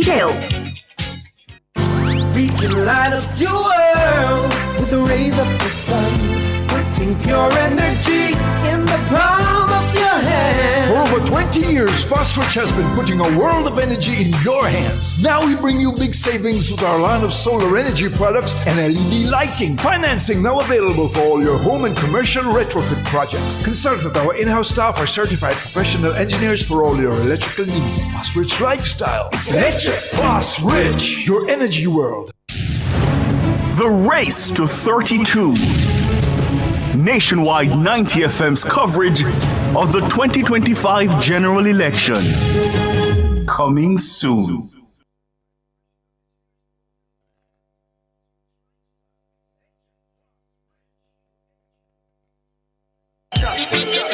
Tune in to Nationwide 90 FM from 6 to 9 p.m. for a live broadcast of the Area Council 1 meeting at Tarrant High School, Sunday, June 15. Hear from Deputy Leader Desmond McKenzie, Constituency Chairman Davian Vassell, and guest speakers Delroy Chuck, Robert Morgan, Floyd Green, Rhodamoy Crawford, Senator Abka Fitzhenley, and Councillor Beverly Prince. It's the Area Council 1 meeting at Tarrant High School, Sunday, June 15 from 6 to 9 p.m. right here on Nationwide 90 FM, the new revolution in media. This broadcast is brought to you by the West Kingston constituency and the Jamaica Labour Party. Due to the broadcast of the Area Council 1 meeting on Sunday, June 15, Jamaican Dads, Immaculate Moments, and Baha'i Faith will not be aired. Public Opinion is brought to you by Cleasing Industrial Supplies Limited, Industrial Automation and Control Solutions. Good evening, and welcome to Public Opinion. I'm Roby Ann Williams. A special good evening to our friends over on our YouTube platform. Thank you so much. For those of you on the TikTok live, we big you up too. It's a Thursday evening, and it's all about our members of parliament. We've been turning our attention to our members of parliament from the beginning of the week, yeah? And we're still doing so. Today's Public Opinion, we're asking you, on a scale of 1 to 5, how would you rate the performance of your MP? On a scale of 1 to 5, how would you rate the performance of your MP? I'll start with the comments on our Instagram platform where Mrs. Boss Mace is saying 5. Yeah? 5 out of 5 for Pernell Charles Jr. Crazy Legs saying -0. Nora Gay here saying my MP get a 2. Little work do, but no much. Yeah? And she's saying much more needs to be done. Let me see on our Instagram here. 0, 0, 0. I'm seeing a lot of 0. I'm seeing 50. Brookie Scale, Robert Miller. York Rich is saying 0. Sahai is saying 5. Robert Miller. I'm seeing 10. Robert Miller from You Can't Find Christy. I'm also seeing Floyd Green coming from Shirley Augustine saying 5. Yeah, he's doing a great job, says Shirley. Tamika Davis -1. Wayne says, I'll know she can't start lobbying for us. Yes, you are a backbencher, but still advocate for us. All right, let me see if I can get in a few more. Glamour Katie is saying Desmond McKenzie 5. Coming from Chrissy. Chrissy is saying 4 for Juliet Holness. Janoy saying 0 for Robert Chin. And iBossy is saying 5. Original Rush is saying Anthony Hilton. No. Getting a 0 right there. All right, let me see. Tari is saying, my MP gets a 4. Favel has been working the ground. I think 1 or 2 things could be done, but I'm grateful. Angela is saying, oh God, I skipped that one. True Legend is saying, my MP, Mr. Clark, 000. Rose Heights only come when it's close to election, not doing a thing. Unstoppable Kathy says, Northern Trelawney, Tova gets a 5. Carencia Morrison Grace giving Carencia Morrison a 0. Yeah. Let me see if I can get in a few more. The question we're asking, on a scale of 1 to 5, how would you rate the performance of your MP? Let me see if I can go on our Facebook platform here. Denval Mullings saying, going to upgrade Phillips' ratings to 1.5. He gets the extra 0.5 for starting to run up and down since he realized that caretaker Damian is doing more work. Damian Young is doing more work in Northwest Manchester. Anthony Shake says, giving my MP a 5. Big Rob. Lovely Dawkins saying, my MP is Natalie Garvey. No development at all, but I'll give her 1 because she attends Parliament often.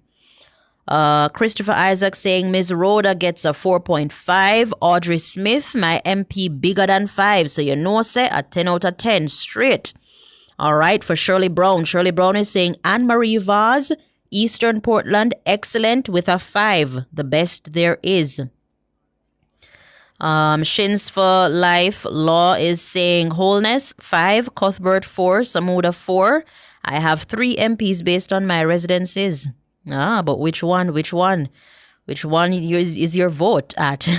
Vivine Hanchard is saying, how can we evaluate them if we don't know their job requirements?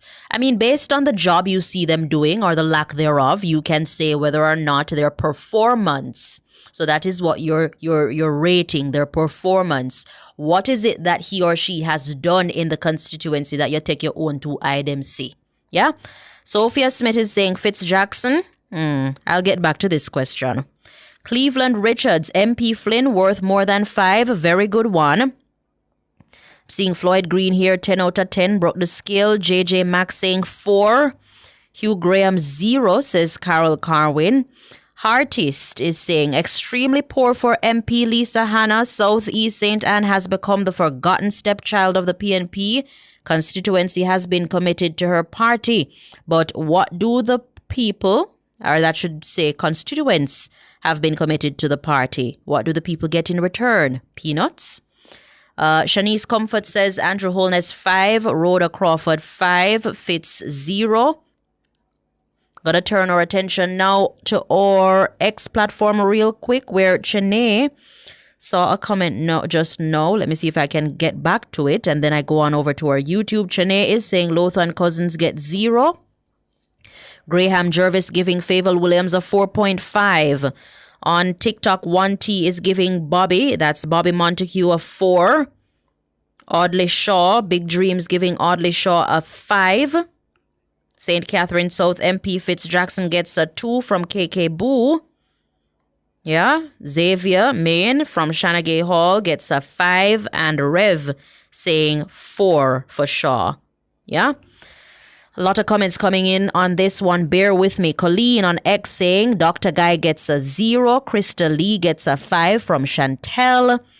Donna Mealy says -5. Didn't put the MP's name. Let me turn our attention now to our YouTubers. Yeah? On a scale of 1 to 5, how do you rate the performance of your MP? Let's see what you the people have to say, because at the end of the day, y'all gonna have the say for sure. Tufton gets a 5 from Twain Baldwin. 4 out of 5 says Ricky, giving Dr. Dunn a 4 out of 5, Southeast St. Mary, and he's saying that he deserves another term. Very responsive MP. Juliet Cuthbert, I'm seeing 10, 10, 10 coming from Windsor. Let me see if I get any more. Mrs. Holness gets a 5 from Seymour Barclay. Lucint Lawrence giving Tova Hamilton a 4. Carencia Morrison. Samuel is giving Carencia Morrison a 4. Okay, scrolling up to see Floyd Green from Nadine Dockery gets a full 5 out of 5 and counting. Yeah, Bobby Montague. Herman is giving Bobby Montague a 4. A lot of comments coming in on this one. Thank you so much, Big Dream. Yeah. Thank you so much, Big Dreams, for those gifts. MP Matthew Samuda seeing 90% coming from Otis. Seeing 0 for Fitz coming from Michelle Gray. Maurice Guy, 1,000 zeros, says Ronald Grant. Natalie Garvey, 0.1. All right. Yeah, a lot of comments coming in on this one. Let me see if I can get in a few more before I get the wrap-up signal. Nadine Dockery giving Floyd Green, Southwest, a 5. Scrolling up to see Neville Black giving Tova a 5. Yeah, a lot of comments. Andrew Last is giving Mr. Guy a 0. Yeah, read through all these ones. Guys, you have the say. Jaden saying Fitzjackson gets a 5 out of 5 over on our TikTok platform. Yeah, let me see. Miss Tamika Davis gets a 5 from San Mary. 10 out of 10, James Roberts from St. Thomas. Yeah. Rhoda Crawford, 1 out of 5, says Jaden. Let me see. O'Neill is saying, as a Portmore man, Brayton Road between Texaco and Pathfinder is the worst place of road in Portmore. All right. Getting the wrap-up signal. Thank you guys so much for participating in Public Opinion. Remember, you have the say on that fateful day. The business report is up next.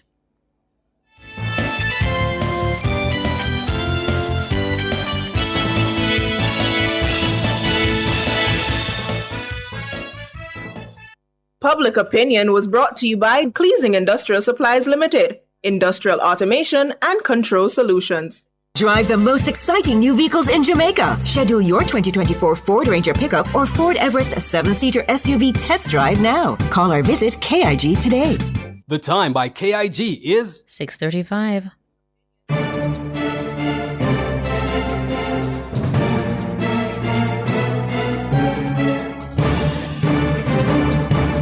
Hello, good evening, and welcome to Nationwide's Business Report. I'm Robian Williams. The sale of JN General Insurance Company Limited, JNGI, to British Caribbean Insurance Company Limited, BCIC, and ICD Group Holdings Limited is now complete. The sale was finalized on June 6 following the transfer of the JNGI shares owned by the JN Financial Group Limited to BCIC and ICD Group. The UK economy suffered its worst contraction for a year and a half in April as taxes increased for businesses, household bills jumped, and exports to the US plunged. The economy shrank by 0.3%, more than the 0.1% fall predicted by experts, marking the steepest monthly decline since October 2023. April saw employers' national insurance and water, energy and council tax bills all rise, while the introduction of tariffs by President Trump led to the largest monthly fall on record in exports to the U.S. And finally, in the currency markets at the close of trading today, it cost 160 Jamaican dollars and 15 cents to buy $1 US, 216 Jamaican dollars and 45 cents to buy $1 British pound, and 118 Jamaican dollars to buy the Canadian dollar. That's the business report. I'm Robian Williams. Good evening.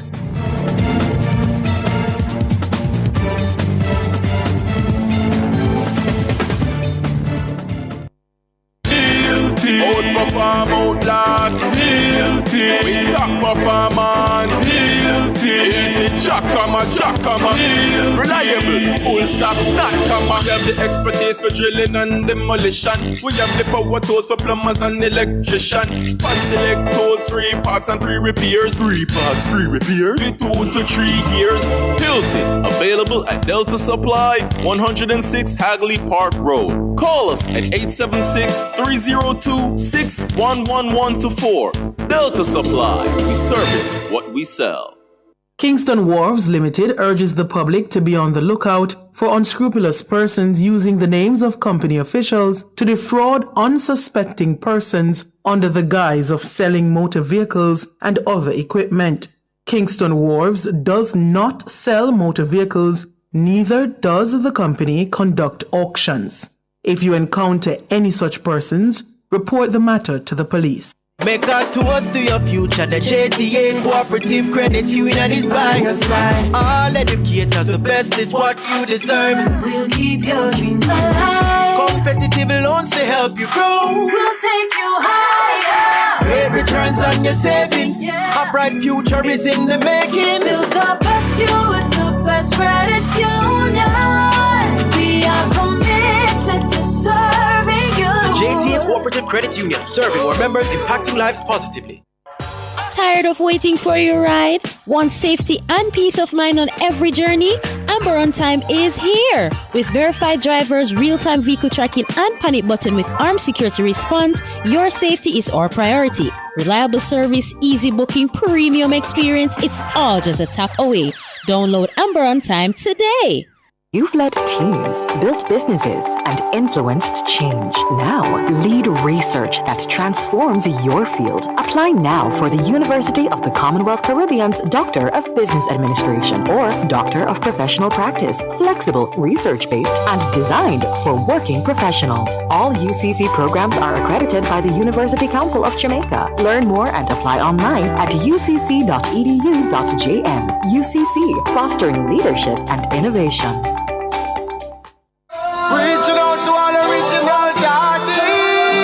Tune in to Cliff Hughes Online from 10 a.m. to 1 p.m. as we celebrate fathers on June 13 at the Jamaica Pegasus Hotel. The Ministry of Culture, Gender, Entertainment and Sport, in association with the Bureau of Gender Affairs, will celebrate Father's Day 2025 under the theme, The Power of Presence. Fathers who make a difference.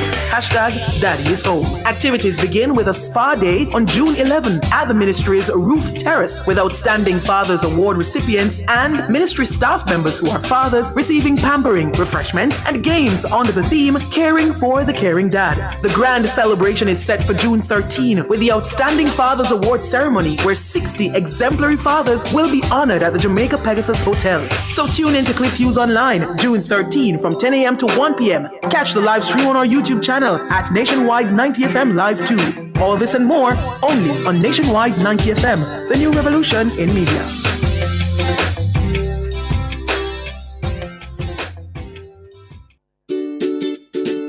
As a parent, you give your children a good start in life. You nurture, protect, and guide them. Parenting is a process that prepares your child for independence. As your child grows and develops, there are many things you can do to help your child. Stay tuned to The Big Show, Nationwide This Morning, for parenting tips. Fridays at 6:53 a.m. Only here will you learn everything you need to know about parenting. Tips to help parents navigate the incredibly challenging and rewarding journey of child rearing.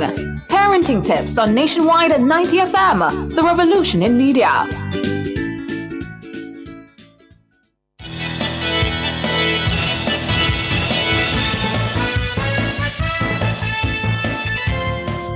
It's 6:41 and it's time for the nation's business. My name is Sanjay Lewis.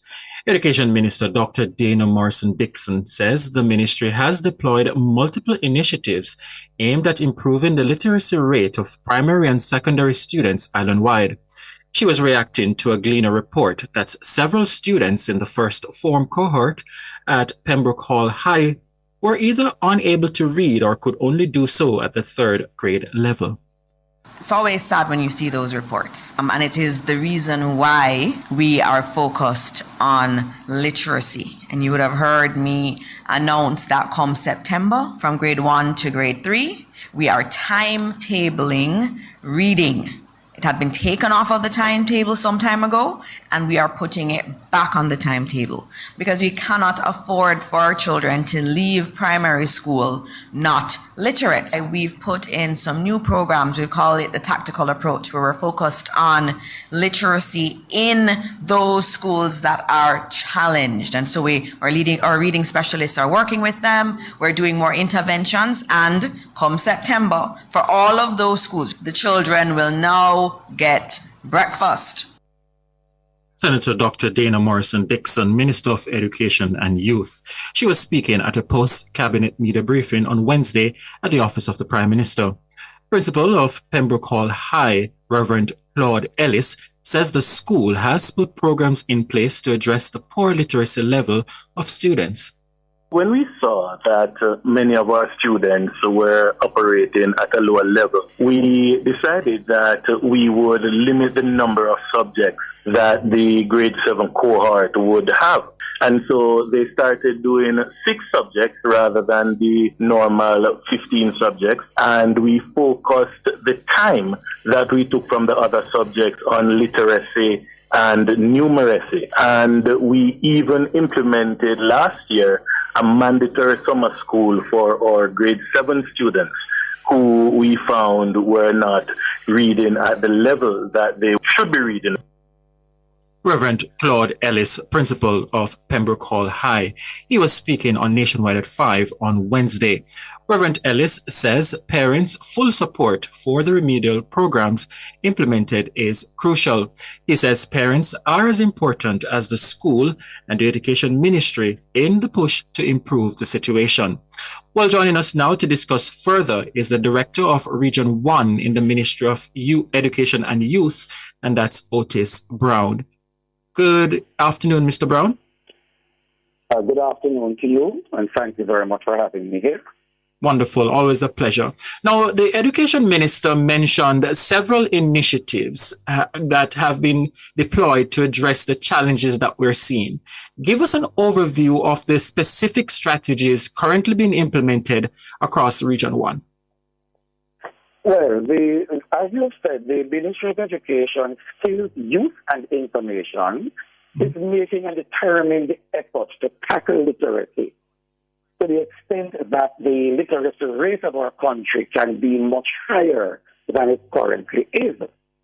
When we talk about putting strategies in place to assist our children to develop in the area of literacy, we are talking about strategies that target the children from early childhood right up to grade 13. So you may be aware that Jamaica, we've been focusing for some years now in this ministry on what is called the K-13 strategy. So if I were to name some of those strategies, one, the ministry has a Brain Builder program where their children who are 4 years and 5 years of age can enroll in what we call Brain Builder centers in those schools across the country that are permitted to operate Brain Builder centers. And in those centers, we try to do what is called early stimulation. So we get the children's brains ready for reading and learning in general as they advance through the education system.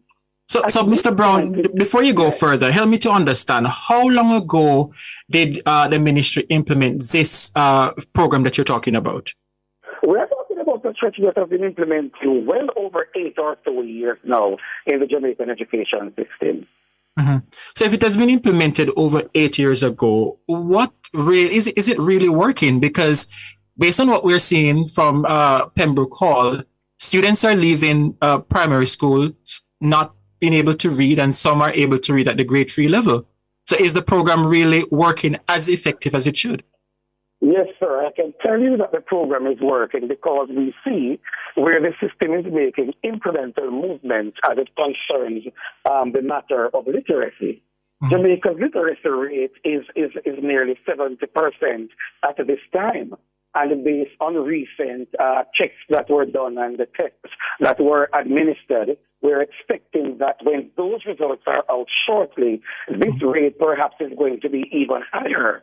So we see where the literacy rate of the country is climbing overall. But may I please, sir, speak to something that you raised a while ago before I get back to the specific strategy that you asked me to address. You mentioned the case of Pembroke Hall High School, and the backdrop of this is that article that was published in the Gleaner a few days ago, speaking about a large number of children not being able to read, a number of them not being able to identify letters, and so forth. May I put that into perspective? At Pembroke Hall High School, one of those schools that we in the Ministry of Education believe is making good progress, the children that are not able to identify letters of that cohort of well over 200 children that the article is referring to, there are 6 children in the cohort from what we know who are below what we call pre-primer, 4 of those students are pre-primers, and 5 of them are at the primer level. So those are the basic levels, and those children who are operating at those levels are the ones who are challenged to identify letters and so forth. The vast majority of the children in the cohort are not having a struggle to identify letters. For example, I can tell you that from that group of children that we're talking about, pre-test was done on them, post-test was done on them using the IDRI instrument. And when that test, though the test results were put together, we found that near 60 of them were reading at the grade 3 level, near 30 of them were, from that's 1 to 3, near 60 of them, grades 1 to 3. In the terms of those reading at grade 4, about 27, 28 of them, about 14 of them at the grade 5 level. Over 70 of those children were reading at the grade 6 to 9 level, which means that these children are basically reading at their grade level. So 70 out of the 200 students. Yes, well over 200 children, about 220 of them or so. So we want that to be clear to the public that these children, it's not the vast majority of them who are not reading at grade level. And I could tell you as well, as someone who knows the data where the school is concerned, that a number of these children from the same Pembroke High School that you referred to a while ago have moved up grade levels since this school implemented a robust intervention plan that was developed with support from the Ministry of Education, Region 1. I hear you, but we still have a problem because if we even have, let's say, 70 of those students who are reading at the grade 6 level, and let's say it's about 200. If my math is correct, you have about 130 that are not reading at the grade 6 level. That is a cause for concern. Yeah, because why is it that we have so many students leaving the primary school and are unable to read at the grade 6 level? Something is wrong. I agree with you that it is a cause for concern, but at the same time, I'd like to point you to something else in the grand scheme of things. Yes. These children, a number of them from Pembroke High School, the same school of Hot Topic, have moved up a number of grade levels. So a number of them who are reading at the grade 1 level have moved up to the grade 2 and the 3 levels. And that general movement is taking place in the cohort, except for about 10 of those students. Now, I want to say that while we know that there is in fact an issue, the fact that children are making this kind of progress, moving up grade levels, it's likely that with the right types of intervention being in place for them, over time, those children will be able to perform on standard and do well in external examinations as well. And I want to point out to you, when I started earlier, I spoke of the K-13 strategy. So while it is that the bulk of our children will write their CISIC exams, for example, City and Leaders examinations, the NCT exams at grade 11, I want us to remember that the K-13 strategy permits the children to get 2 additional years at the high school level so that they can maximize on such opportunity to do better as they move along. Have you been able, though, Mr. Brown, to have a better idea of the root cause of the problem? Is it linked to the homes, or is it linked to the specific primary schools that they're coming from?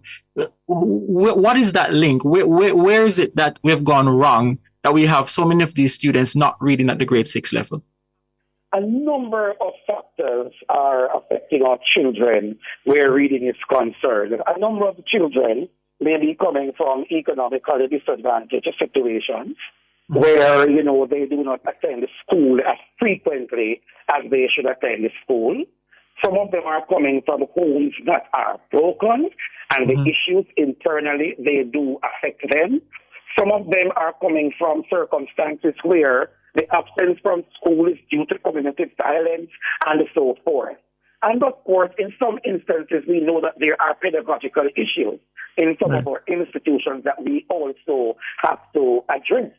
So it's a wide range of factors. But may I point out, though, Yes. that this is why the Ministry of Education has its wraparound services to deal with these children now who are so affected. So the Ministry has wraparound services, and if you allow me to expand on that a little bit, wraparound services. When we talk about wraparound services in the Ministry of Education, Skills, Youth and Information, we're talking about this holistic and integrated type of a framework for delivering services to our children. And in a number of cases, the family members, like mothers and the fathers, caregivers of the children. So this support, I must point out, will come from multiple sources. And so what we do, we address the issues in a multifaceted way rather than treating with a single issue when there are many issues affecting a child. So may I give an example so Jamaica Land we love could understand this better? You find a child who is underperforming in school, so the academics are not so good. But you will, if you check deeply, if you assess the situation, you may find that the particular child who is underperforming in school is affected by a number of other factors. So the guidance counselor will come into play for counseling support and so forth.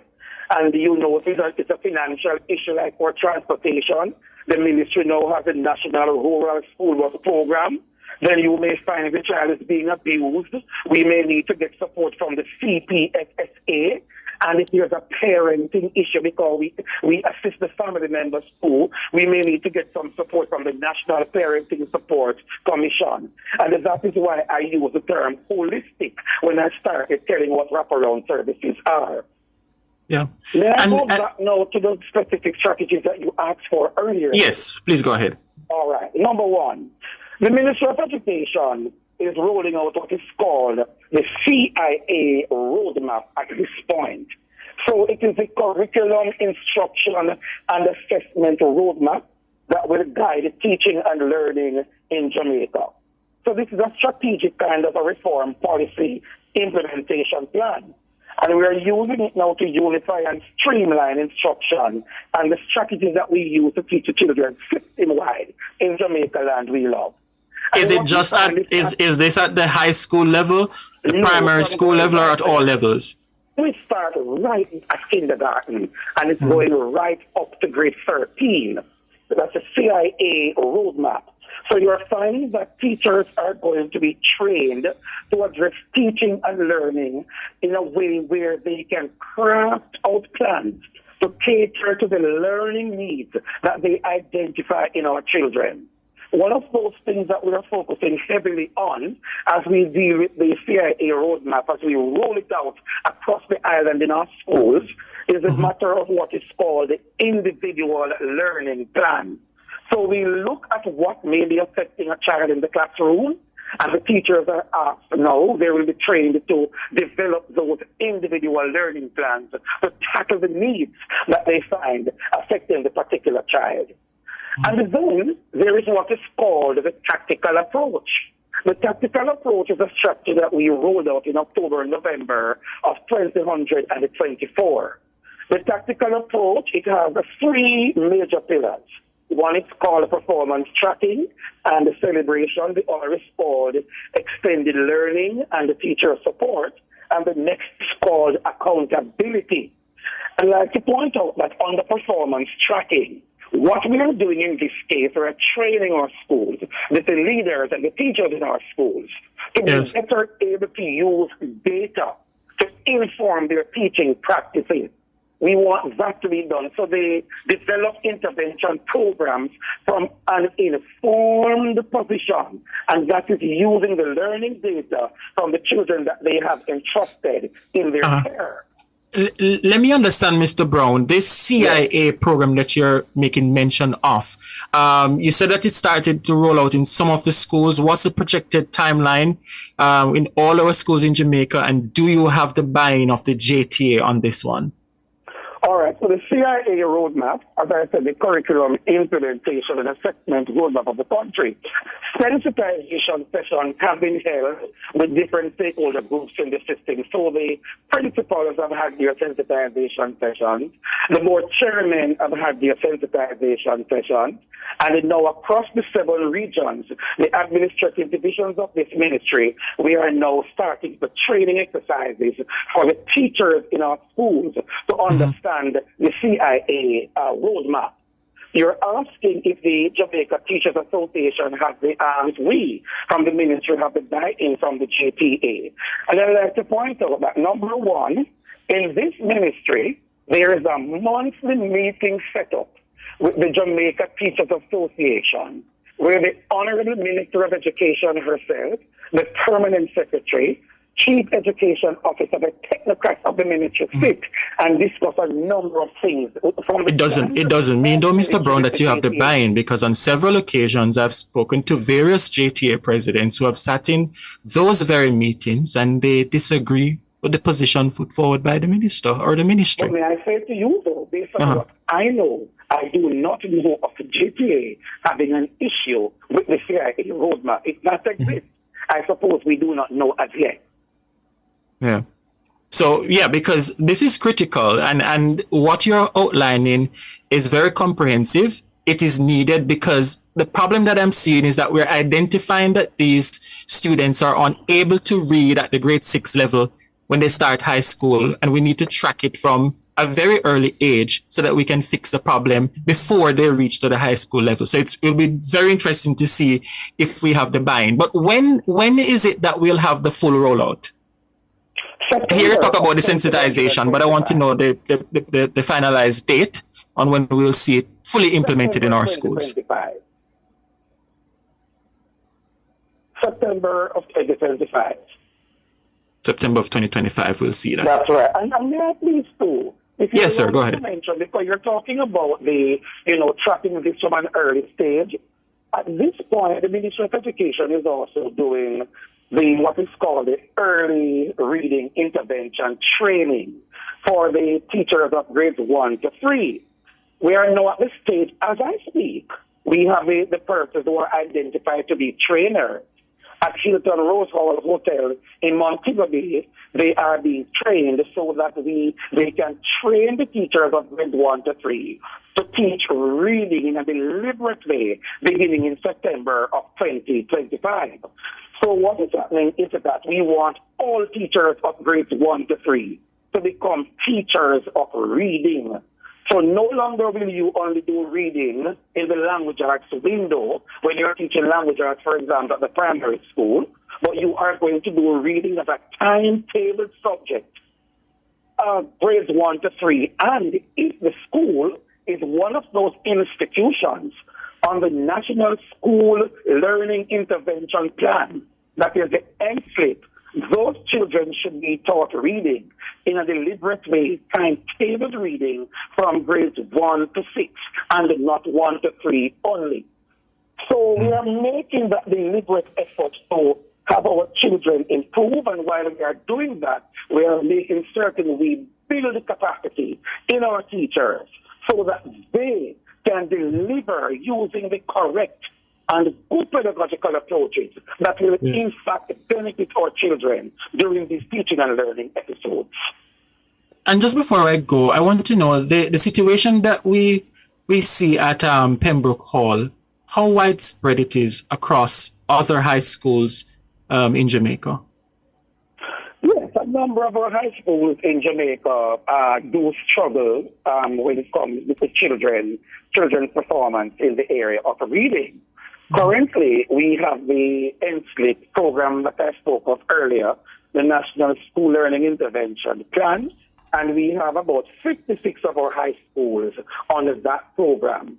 These are the high schools that we really have used a tactical approach. We've been using the tactical approach to address the challenges that we see in them as it concerns literacy, English language, and mathematics. So this approach is intended to empower the teachers with new strategies.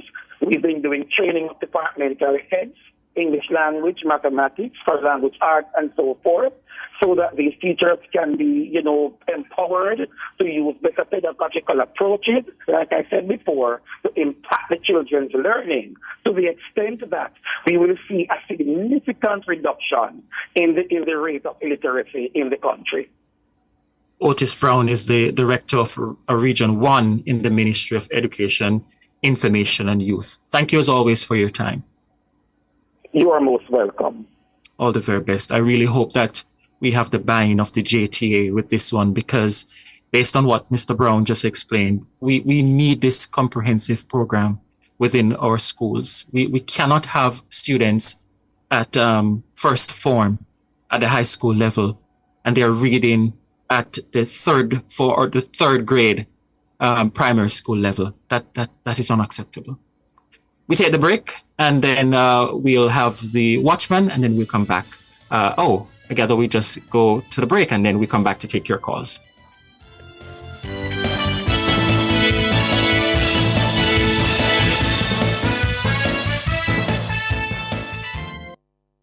Multi-link, access every time, everywhere I go. Multi-link, 24/7 access for me. It's just a win-win when we use multi-link. This card is Jamaican built, yeah. Fast and secure, you can use anywhere. Spend while supporting the economy. Look for the multi-link logo on your card and benefit from Jamaica's largest debit payment network. Multi-link, 24/7 access for me. What would I do without my multi-link? This is an important announcement from the National Water Commission. Water supplied to customers in sections of St. Elizabeth and Manchester will be impacted by necessary well rehabilitation works at the Pepper No. 3 well in St. Elizabeth from Monday, May 26 to Friday, June 13, 2025. As a result of this work, operations at Pepper No. 3 will be suspended while operations at the Gutters pumping station will be reduced to 55% of capacity. During this time, customers may have no water or may experience low water pressure. The affected areas include Martin Hill, Prospect, Downs, Mandeville Town, Spurtree Heights, Knockpatrick, Newport, Lincoln, Gutters, Spurtree, sections of New Forest, Nain, Sea Air, Greenvale, Hatfield, Dunrobin, Balvenie, Kingsland, DeCartwright Road, Cotton Tree, Georges Valley, Hillside, Richmond, Old England, Greyground, Newport, Ward Avenue, Heartease, Woodlawn Housing Scheme, Caledonia Road, Caledonia Meadows, Albion, Mayday, Brumalia, Marshall's Pen, Waltham, Perth, Cedar Gardens, Miketown, Huntley, and surrounding areas. Impacted customers may request trucked water by calling the NWC's toll-free line at 888-225-5692. The NWC regrets any inconvenience this may cause and craves the patience and understanding of its valued customers during this period of necessary works. That was an important announcement from the National Water Commission. Taste it, eat it, drink it, applaud it. The 26th staging of the Jamaica Observer Table Talk Food Awards, the Caribbean's premier culinary event powered by MasterCard, takes place Thursday, June 26 on the East Lawns of King's House. Get your tickets at Starbucks at AC Marriott, Starbucks Ligny, Starbucks Waterloo, Signature Boutique, Unit 9, Legal Business Centre, 31 Upper Waterloo Road, Uncorked, Uncorked 2, Constant Spring Road, Uncorked Barbican, Sovereign North, Uncorked Ochi, Draxhall, Uncorked West, Fairview Shopping Centre, Resort Way by Ereline, Shop 4 Progressive Shopping Centre, Kingston, Cafe Dolce, 114 Constant Spring Road, Kingston, Fromage Bistro, 8 Hillcrest Avenue, Kingston, and of course the offices of the Jamaica Observer in Kingston and Montego Bay. Adults 18 years and over. Drink responsibly.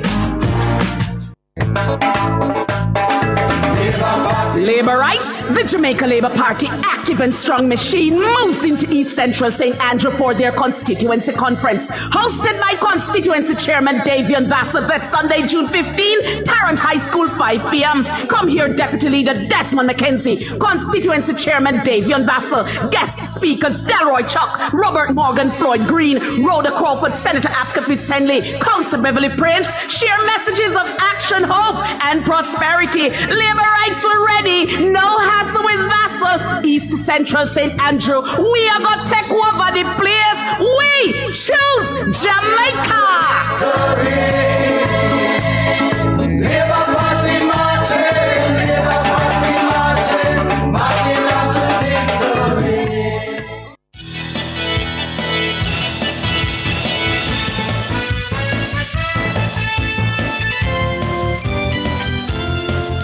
We're taking your calls now. The numbers to call 630-937-124, 618-8255. Faithful, good evening. Good evening, Faithful. Good evening, Sandra. How you doing? I'm good. How are you? I'm very fine, thanks. Ricardo, you have the newly minted president of the Norman Mandela School last night.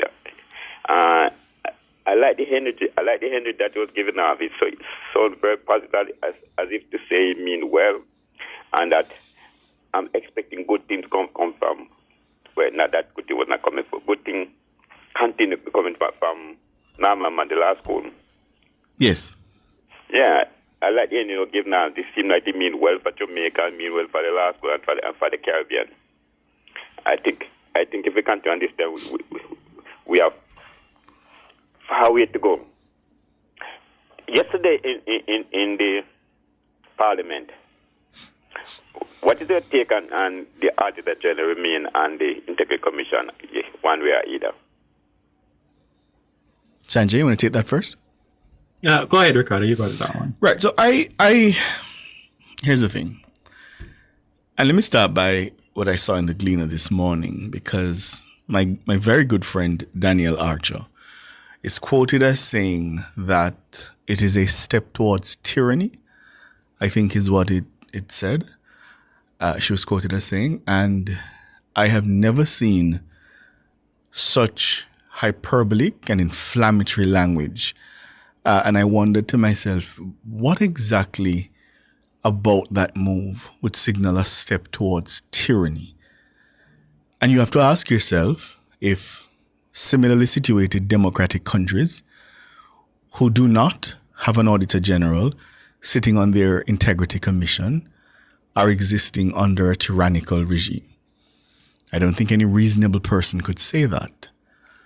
So I think I'd like to start by saying we should lower the hyperbole and how we inflame passions with language. I don't think that was necessary. As to whether the Auditor General should or should not sit on the commission, I can find or I see no great difficulty in removing her from the commission. I don't even think we need 5 commissioners, if I'm to be very honest with you. I think 3 perhaps would be sufficient. I'm not sure why we have 5. 3 would be sufficient in my view. Perhaps a retired judge, somebody trained in security, and perhaps somebody trained in finance who has financial expertise. I think that would be sufficient. So I don't feel passionately one way or the other is what I'm trying to say about the removal or the recommendation to remove. But I certainly do not think if the Auditor General is removed, then that is a step towards, and it would constitute a retrograde step, because the powers of the Auditor General outside of being a commissioner are well codified and secured in the Constitution. She retains all the constitutional protections of the office. And I'd also like to say the fact that we've done something one way for 60 plus years is not in itself an argument to continuing to do it that way. And I'd also want to say that the fact that a recommendation is made does not by itself mean the Parliament will accept it. Yes. Right? This is a parliamentary committee set up to review, and they're going to make a recommendation. the House of Representatives sitting as a whole may reject it. The Senate may reject it. So I think where I am at is that we probably should just relax. Just take a breather, right? Before we inflame passions unnecessarily. Yeah. And may I also remind you, that initially, quite a lot of people were actually saying that the Auditor General ought to be removed. In fact, I was reminded by Siobhan Campbell that the former chairman of the Integrity Commission, Justice Seymour Panton, actually took the Gleaner to task. Because the Gleaner's position, as I recall it, was that she ought to be removed. Yes. Somewhere along the line, that changed and views, I suppose, evolved. And now everybody seems to think it's a terrible idea. And if we do it, it's a step towards tyranny. Now, if I can just add to it, Ricardo, and I agree with you totally. Well, let's weigh the pros and the cons, because the Auditor General audits government agencies, including the Integrity Commission itself. And critics argue that serving on the commission while auditing it could create the appearance of a conflict, even if no actual basis or there's no actual basis for any biases, right? But removing the Auditor General reinforces the principle of institutional separation, where auditors do not participate in decision-making within the body they review. And that is part of what government member Everett Warmington, he has been very consistent on that. Yeah. So the commission can appoint other independent experts to provide technical oversight and financial acumen, and ensuring that there is, diversity in governance perspectives. But there is, it's neither here nor there to me, to be very honest, because you can look at the other side. The Auditor General's presence ensures strong, independent technical oversight and continuity in auditing standards. Yeah. And the public may perceive this move as an attempt to weaken anti-corruption safeguards. And I think that is the fear. And I think Daniel Archer went a little bit overboard, in making that statement to the Gleaner in that article this morning. But I agree. Let's relax. It's just a suggestion put forward by a committee. The Parliament doesn't have to accept it. The Parliament can make tweaks to it. Let's flesh it out. And just to be clear, the Auditor General does not, as it is now, audit the Integrity Commission. Right. But the argument is that she ought to. Yes. Right. Yes. Well, yes. Sanjay, tell me how if the Auditor General move from the Integrity Commission, how is that weaken the Integrity Commission? I mean, that I'm trying to figure out. Which is why I said the perception, yeah. And I think we have become so fearful in this country about corruption because of years of corrupt activity that we have seen, that if we make steps to make changes to these anti-corruption body, it is seen sometimes as weakening the body, which is false. We need to give the committee that chance to provide that report to the Parliament, and the Parliament can flesh it out. And I would also want to hear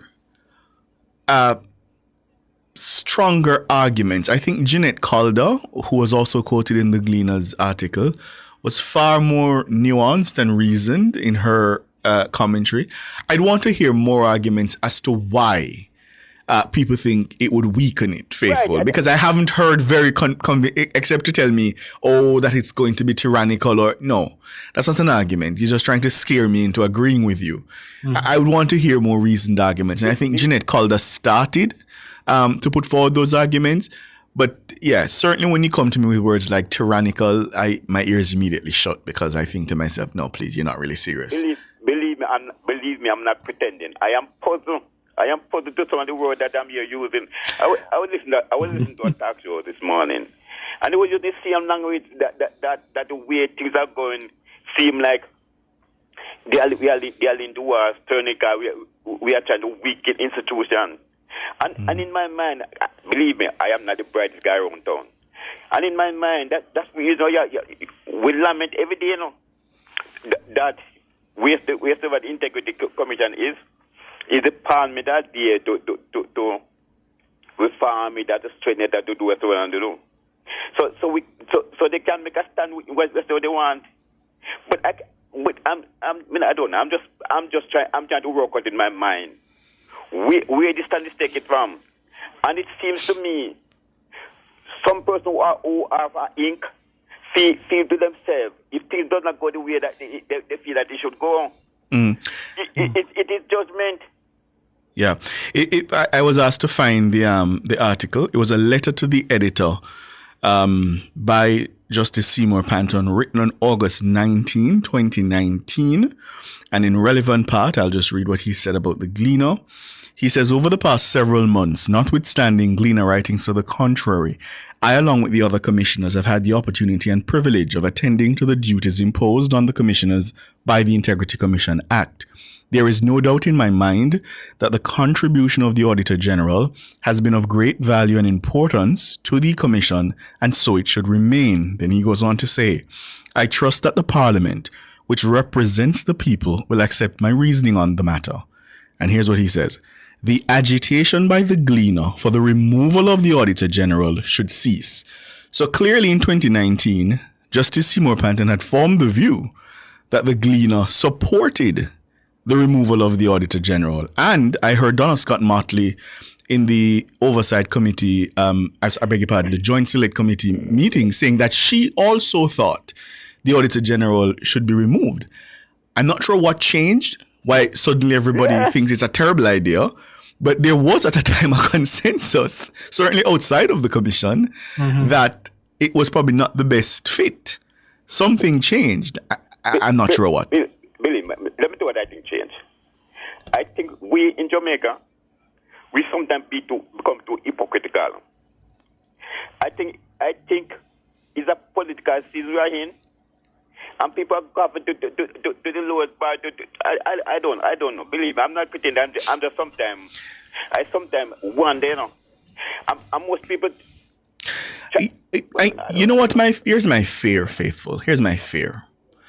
I fear that when we use words like tyranny, and I've seen UWI professors writing in the Gleaner who use words like authoritarianism, yeah? Yeah. I fear that when we use those words and we think we're defending institutions, what we actually do is to lessen public trust. Right. Driving fear. Absolutely. Driving fear. Because we feed a certain cynicism that there is always some negative, corrupt motive. I think that does a lot to lessen public confidence. And when I say public confidence, I know people don't like hearing it, but the Parliament and the Cabinet are also part of the governance arrangements. And we cannot continue to live in a society where we simply write off these important features and arms of the state by saying because politicians make them up, they are inherently corrupt. We cannot continue to do that. Because that is the perception, and they know they will get a forward if the right, because the public already doesn't trust precisely. The process and they right. They said the bill that was supposed to pass the parliamentary job report. They think that the parliament is supposed to abide by. For a long time, I hear Ms. Calder and all them say they need to get the report out before election. The election is coming. Now they put the report out, everybody have a problem with it. Because both journalists, and say we need to have the job report for the parliament before election comes. Election is coming up.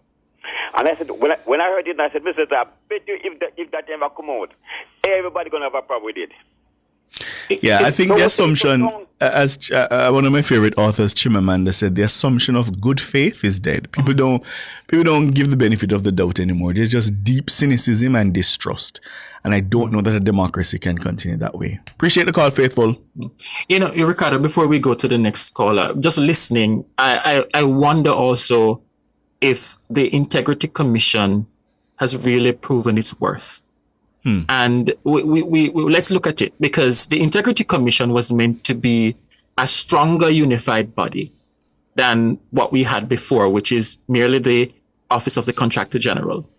And it has so far, in my mind, failed to match the visibility, the assertiveness and the public impact of the old Contractor General. But is it a fault of the Integrity Commission or the Act itself, where that common gag clause that is implemented is causing the problem that we're seeing? Because the Commission communicates, the Contractor General would have communicated with the public more openly. We're not seeing that with the Integrity Commission, and they claim it's because of the gag clause that exists. But we really have to question now, when we came up with this Integrity Commission and the idea of it, is it really working how we expected it to work? Because as far as I'm seeing, it's not. And the need for a review is also important. Which is what is happening now. Yeah. But if you listen to some of the commentary, you almost think we shouldn't adjust anything. Just leave it as it is. We have to break it apart. And we have to break it apart. And if anyone would come and say that the Integrity Commission is being as impactful as it should, I would say that's a lie. Papa Nana. Yes, sir. Good evening to you both. How are you? What you do? Not bad at all, my son. Sanjay, one day you're going to know me, man. I hear you. Mommy said she need to know who is this Papa Nana. The last time you called, she said, I need to know who is that. You need to go and identify yourself to her. You don't worry yourself. Your mommy will soon tell you. She's listening right now. He's all right. He's quite all right. I won't have to tell you the right time now. But listen to me. I think you are getting better and better every day, you both people. But thank you, Papa. As usual, I'm not that bright, and I would need you people to guide me along the way. And I want to say something, and it may not go down well, but I want to ask you a simple question. If you want to answer, you will answer. Where else in the world do you think that put away from the American, would there anybody else put away from the American would vote for a man like Trump? And where else in the world do you believe put away from a Jamaican would have voted for Mark Golding? I don't think you should answer it. No, I can. Let me take the first question. Yes. Because I don't know what the Jamaican people will do regarding Mark Golding. But I happen to believe, Papa Nana, that Donald Trump would win an election in Jamaica. I happen to believe that. And I'll tell you why. I will tell you why. Jamaicans have taken an anti-immigrant stance, largely. When you think about the Haitians, we say send them back. Trump says send them back too.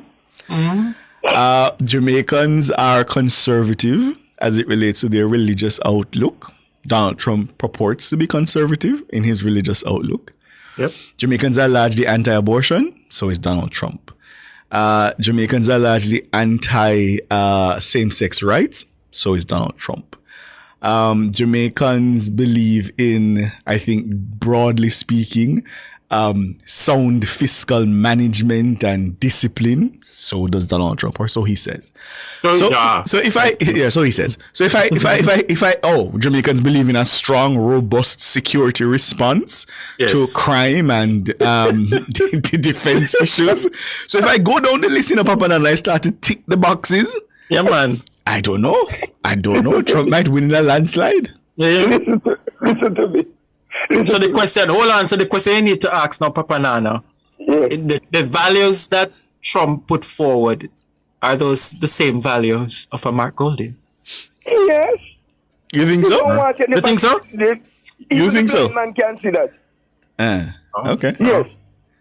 Yes, I am telling you. And let me tell you something. It's only two criteria you have to meet with to join the PNP, and I speak about it today. What are those? You must either have a freeness mentality, or you cannot read and write.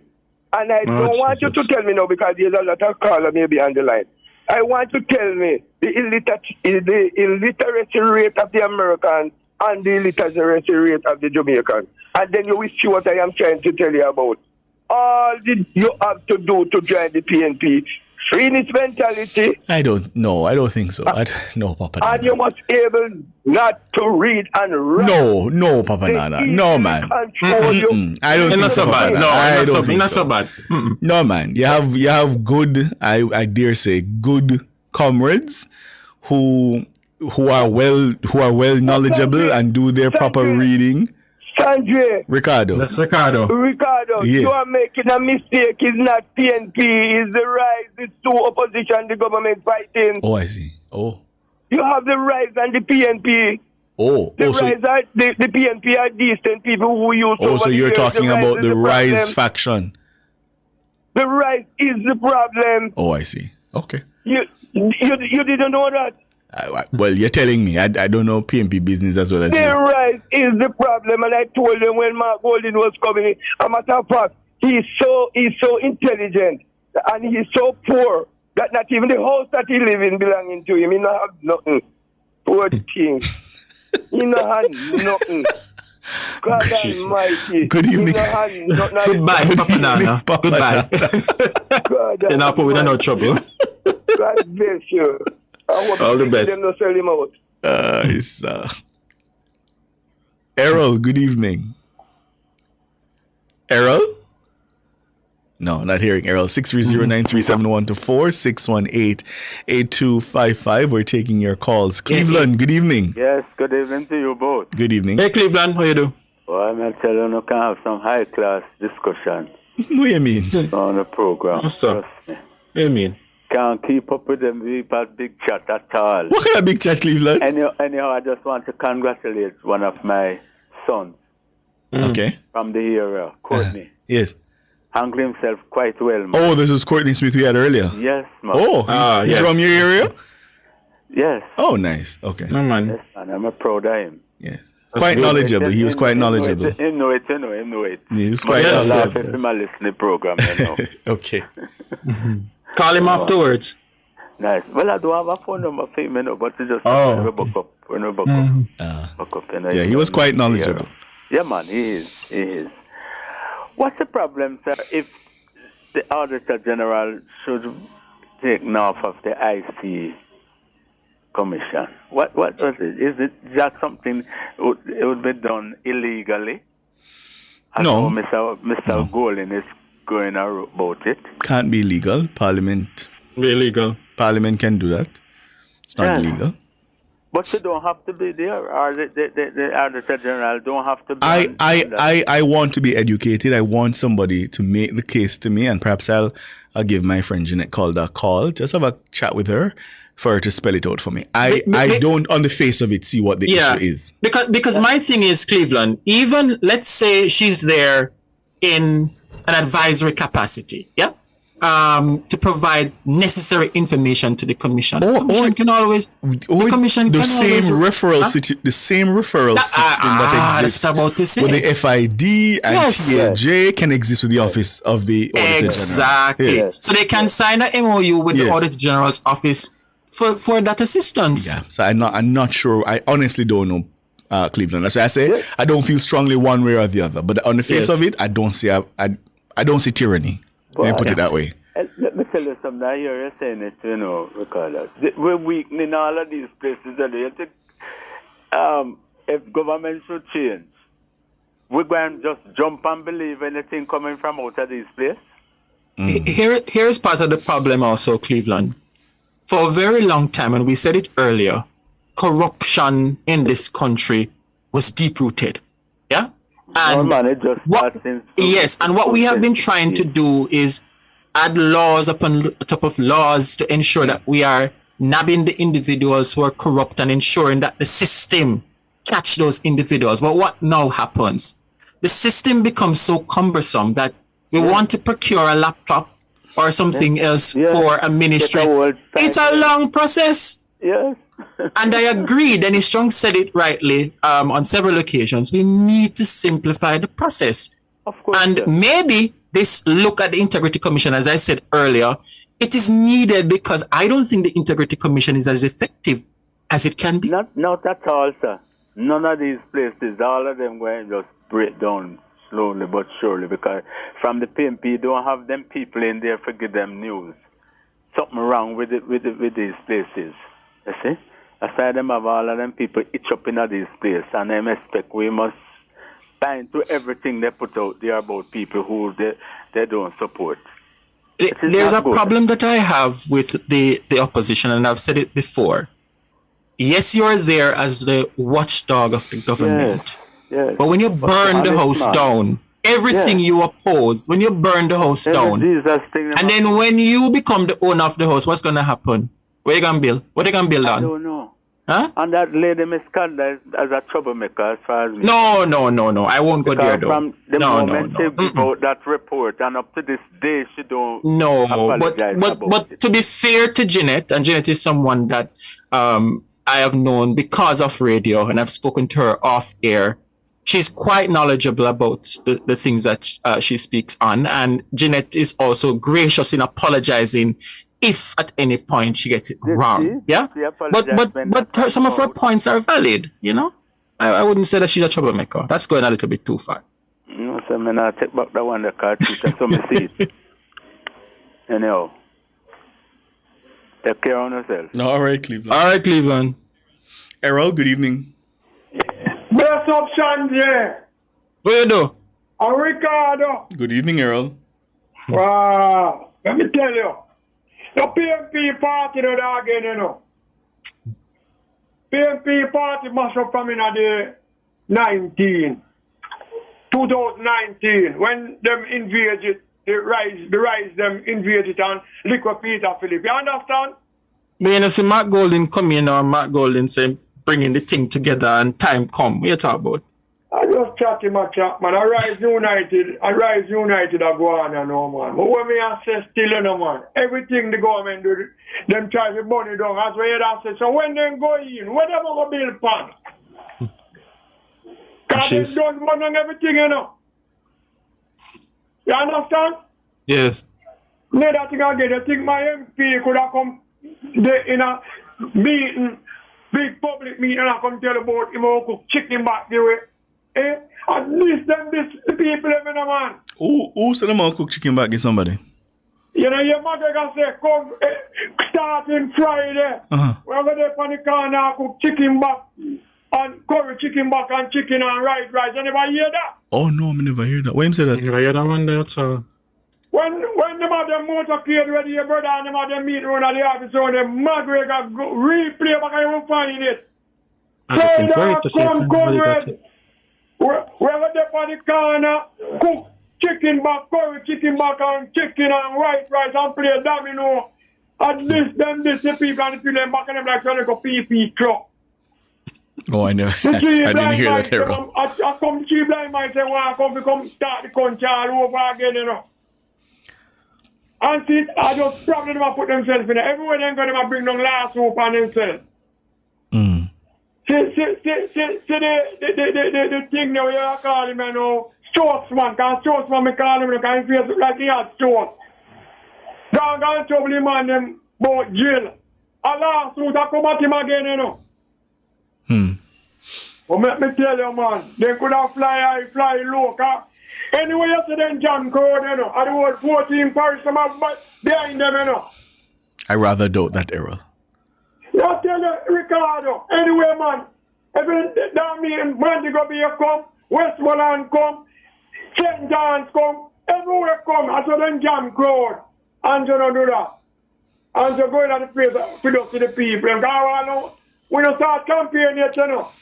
One wait, pan. All we see it line up and on, so you know, we're put the boss to put on the green blocks and step out. Okay. All right. All right, sir. Yes, man. 630-9371-4, 618-8255. Mark, good evening. Yeah, good evening. Yes. Yeah, man. Sanjay and Ricardo. Yes, man. Good evening, Mark. Yeah, man. Just 3 points. Yeah, Mark. All right. Since the crime rate is coming down from the other day, something is occupying my mind. And I don't know if you remember the statement that Peter Bunting had made when he was security minister. Which one? About the effort of the government after a year and a half and all the effort of the police force. Him now come to the conclusion that the effort divine of the intervention by itself cannot bring down the crime rate. Yeah. It will need a divine intervention. Yes, I recall. Now, since the crime rate is coming down, right? Then who is that divine intervention? You say, how is it? No, who is that divine intervention? Because well. if you should believe him said the only thing that can bring down crime rate is divine intervention. The fact that crime is coming down now, who is that divine intervention? To my mind, I would believe that is the one bro God. Because if you to believe him. so crime is coming down by his standard is that is the only way crime can come down in Jamaica. Yes. Then if it's coming down under this administration with Andrew Holness being the Prime Minister, then to me, if you should believe him, because he's a bright man, then Andrew Holness must be the divine intervention. Or God particularly favors Andrew's prayers. Maybe that. And then now, would you want to return the country to someone like that? Why? That's for the Jamaican people to decide. All right. The next thing is that all of the things that we have always wanted for this country in terms of where the country is going, right? We have seen a country that is stable. We have seen crime is coming down. We have seen the low employment. We have done all of those good things that can put us in a better position going forward, right? And I repeatedly hear the opposition says that give us power so we can take us in a different direction. So what that mean? Because if all the things that we have wanted is pointing in the right direction and he wants to take us in a different direction, what that mean? Think about it. Right? The next thing, the next point is that just recently they have a demonstration, right, down in Old Harbour. And he was talking about listen to the other side, right, because they will try to deceive you. Right? They will try to make you lower than what you is. So Margot is saying to us that we are already low as a people, and they only will make us lower.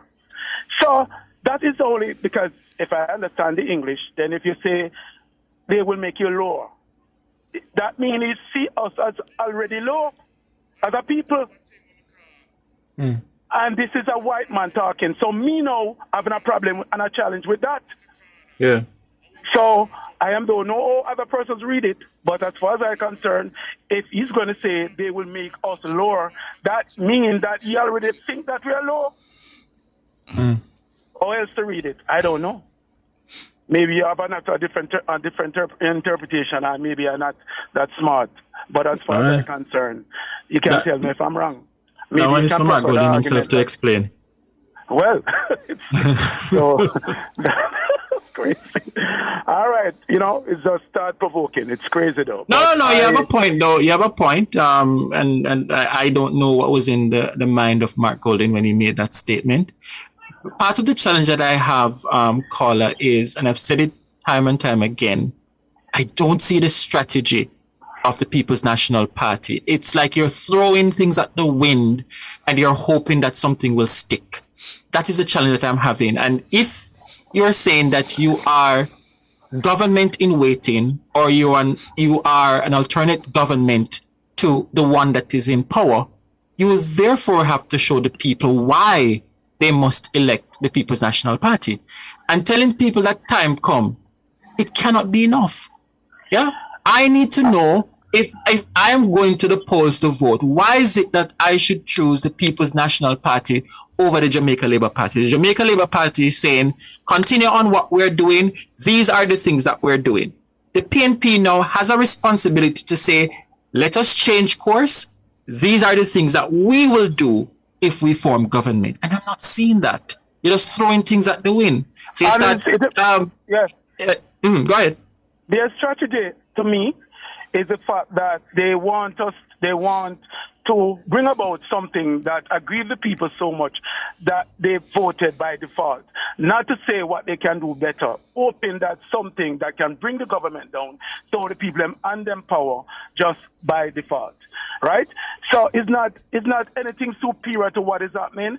And as far as I'm concerned, when I look at their utterances and so forth, I remember they were on a campaign and Mark Golding says that yes, comrade. We have a little cascas. We have a little thing. But us hold it down, man, and make we win the election. And after we win, then we can go back and deal with nothing. What that mean? And if you notice, he have never one time said, I love you. And it's difficult for him to say because more and more he talk, it's telling something about Mark Golding in terms of who he is and when he think about us as a people. If you listen to him carefully, all the things that he says, right, you can point back right onto him. When he went overseas and he was talking about the fact that, what it was again, where the country were, and the fact that it just slipped me just now. It just slipped me just now. But I will leave that until next time I remember. All right, my brother. Most of the time I realize that they will try to say something to say that the JLP is doing this, when in other words, they are the one who's actually have that to be done. But come out front to say that this is what they are doing. And then later, I just remember when he was talking about we have to be careful about what it is that we say that we'll do, because of be careful, the JLP will take it to say that they are the one who implement, bring it on board. And then it will be difficult for them to know, change the narrative to say that they are the one who had started it. And then you see what happened in the budget debate when policies that the government, Andrew Holness had mentioned from 2016, they bring it back, leaving out the environment out of it. All the 5 E's that Andrew had mentioned, economy, the infrastructure and so forth, and they use back everything except the economy, right? All right, Colin. And this is one of the things that I notice about them. It's crazy. Anyhow, later. All right, Mark. All the best. I just listened to the clip. Yes, I was just about to go. Steve McGregor. Yeah, go ahead. Mm-hmm. So McGregor says that he's going to have something called Runabout Fridays, and that they're going to gather on, I think he said 7 corners, and they might cook some poor people food. And yes, he did say chicken back. Was among my mother was would be on the to send the video record. I don't know how she find that video so quickly to send when Errol made mention. We appreciate our fact checkers. And listeners, some news coming from the international scene. Israel has launched what they're calling preemptive strikes against Iran. They have struck Iran's nuclear sites, or sites that they believe Iran has, developing nuclear technology. President Donald Trump, of course, had announced that he was scaling back U.S. presence, certainly in Iraq. And he had said that he expected the situation in the Middle East to deteriorate. Well, now Israel has struck Iran, and Israel says it's bracing for retaliation from Iran. So we'll continue to watch that. Agent, good evening. Good evening, Sanjay and Siobhan. Ricardo. Mm-hmm. You know, I'm listening to the argument about the Select Committee reviewing the Integrity Commission Act. And the issue of the Auditor General. What is the purpose of the Auditor General, as generally speaking? What's the purpose of that office? To audit public bodies, audit public finances. Yes. Right. Is the Integrity Commission a public body? I don't want to answer that question in the strict legal sense. All right. The truth that I'm not sure. It's a commission of parliament. Put it that way. Yeah. So it's not a public body then. I would suspect it's a public I hesitate to answer that. In the strictest legal sense, I would say no. But I don't want to get too legal. All right. So let's move on from that. I think the appropriate question to ask is not whether the Auditor General should be on the Integrity Commission, but is whether the Integrity Commission is supposed to audit. The Auditor General is supposed to audit the Integrity Commission. Yeah. If the Department of the Auditor General is charged with auditing the Integrity Commission, how can the Auditor General audit herself? So yes, the Integrity Commission is I was just about considered a public body. Yes, it's a body corporate. The access shall be considered a body corporate for the purposes of the interpretation. Where you didn't answer in the affirmative, I did push you on it because I did do the research. Yeah, man. I wanted to be clear, certain before I. I wanted to be clear too. But follow me. Mm-hmm. Since that is so, and we agree that it's a public body. Yes. It is the Auditor General Department is tasked with responsibility to audit the Integrity Commission. Yes, that would follow. How then can the Auditor General audit his or herself? Which is why they have indicated in cases like that's why Ms. Calder, the other people who are talking this nonsense, are not reasoning. And they're taking Jamaican people for fool. We keep our discourse at a level that is just mind-boggling. We have to raise the discourse, man. Those who are in that have the bully pulpit and those have the bigger voice have to teach us. I have the problem I have with the media. We are scared of questioning and holding the judiciary to the same standard that we hold the other branches of government to. Mm-hmm. You see the little girl that was killed and the nation buried her at I think it's Sunday gone, in Saturday gone in St. Catherine. Mm-hmm. I would like to know, I understand from media reports that gentleman who is alleged to have done the killing has 2 or 3 other infringements against him that is related to abuse of children. Which judge grant bail for him? I had a conversation with a senior law enforcement official who explained something to me that I found quite surprising, and I need to remember to follow up because I want to have a discussion on it. Apparently in Jamaica, you have to commit the same offense repeatedly. I think he said 3 or 4 times. Don't quote me on that, but certainly more than once or more than twice before you can be considered a repeat offender under Jamaican law. And I wanted to have a further discussion to understand why that is, and what gap that... That's great, Ricardo, but I'd like you to check how much infringement... Yeah, I recall it was twice. I recall the reporting was that it was... This last one wasn't the second one. This was the third, yes. Allegedly, this was the alleged third one. Before that. Right. So who can just give a man like this bail? And we're not dragging the judges across the pole. We seem to believe that they're above the fray, and we hold on, man. Just hold on, make the point. I do not think that they are one arm of government, right? In terms of the strict sense of our democracy, right? They must be held accountable. They must be held at the same level of scrutiny as we hold the other 2 arms of government with. And I am not getting that from the 4th estate in Jamaica, which is the media. So I'm saying I don't think that's fair to say the judges have not been called out, let me use that term, on the grant of bail. That's a long-standing complaint, and people make arguments. You see, the insulation of the judiciary, makes it such that you and I can talk and talk and talk and talk, but for obvious reasons, there is nothing we can do to interfere with the exercise of judicial power. And there's very little the parliament can do.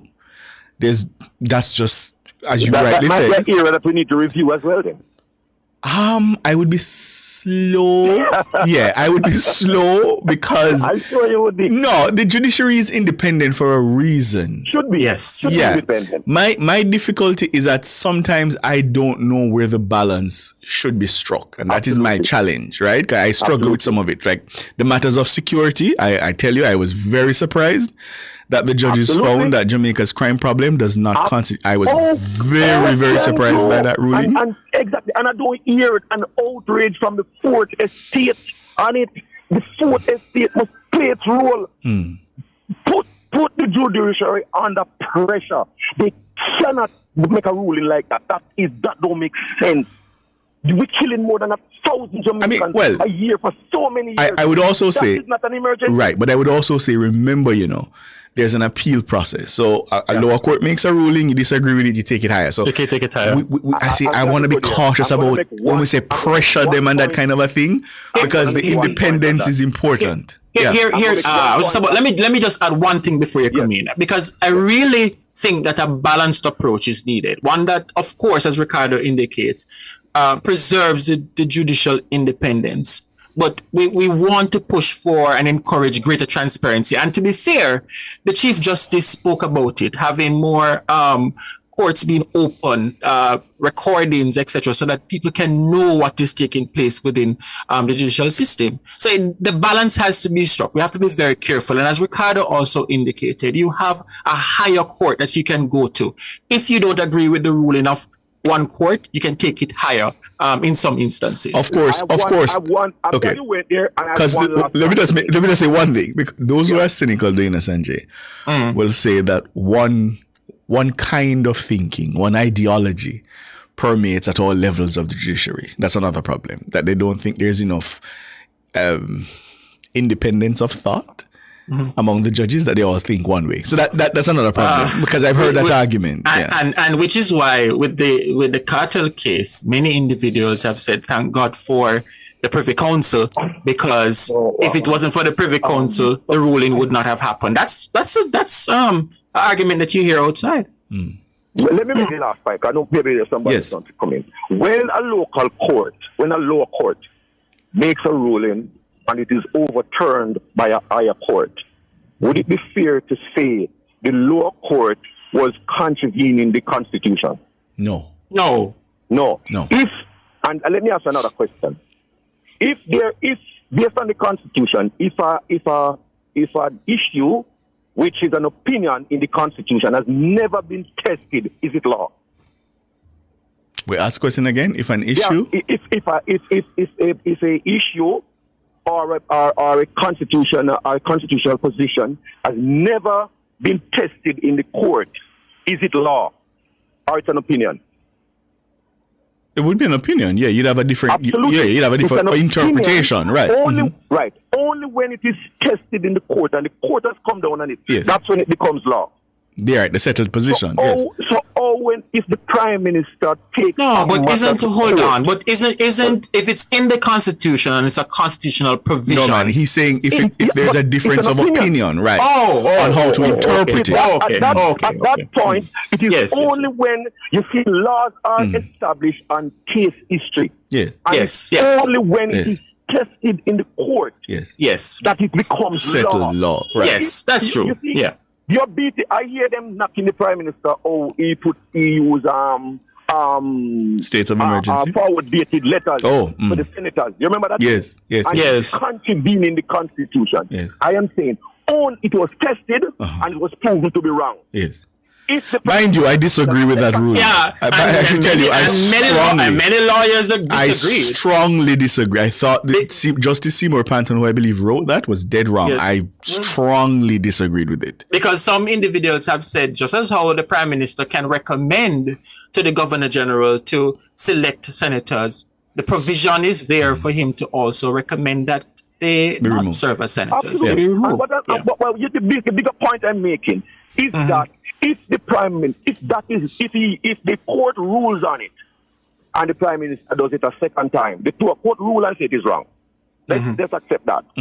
If the Prime Minister does it a second time, that's when he's contravening the Constitution and the rule of law. Yeah, he's not doing it before that. Yeah, and I say something. I'm asking you guys, the Fourth Estate. Yeah. When these matters come up, and you hear people come on and say, well, the Prime Minister is doing this and the government is doing that. Whichever government, let's remind them that these matters are not law, they are merely opinions until a court has I will say this.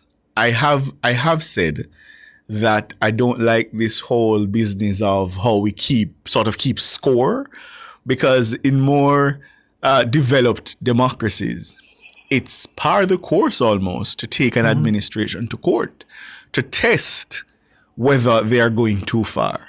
So I agree with you that we sort of get ourselves excited and we say, oh, you lost that. But I think we won't know how to interpret, especially where the Charter of Rights is concerned. Exactly. Because it is so new, we won't know the outer limits until we test them. Yes. And it is only at that point that the Parliament can now say, we need to make changes to this aspect of the So if the judges issue a ruling, the country can then say, no, that's not what we meant. That's not what we intended. Remember this, agent asked you guys to research this and make it public. What constitutes the minimis rule in the law? And I understand there's a basic rule of thumb in the law that says he who alleges must prove. Yes. You know why I bring that up? I bring it up because I wanted to talk about it from that time and I never get a chance. You guys was beating up on Mr. Wright from Westmoreland. The man has no right to incriminate himself. If you guys are accusing him of doing what we say he did, we are the ones that must prove it, not him. The basic rule I have a slightly different. I have a different opinion on that, just because of the office. But we're out of time. But I hear you. You should call back, agent. I enjoyed the discussion with you.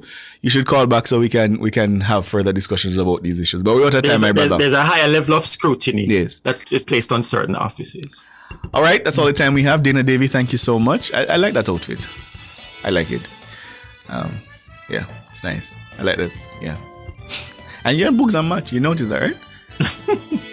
Oh, birds of a feather. Books? That's the bird you're feathering with? I don't think Books want anybody call him no bird. Andrew Glenn Anderson, thank you. Our colleagues in the newsroom, led by our editor, Cara Powell, the very best in the business. Our callers, sponsors, contributors, and you, our valued listeners. Denison must come off of the radio. I'm Ricardo Brooks. And to our YouTubers, we have to say hi and thank you also. My name is Sanjay Lewis, wishing for you a wonderful evening.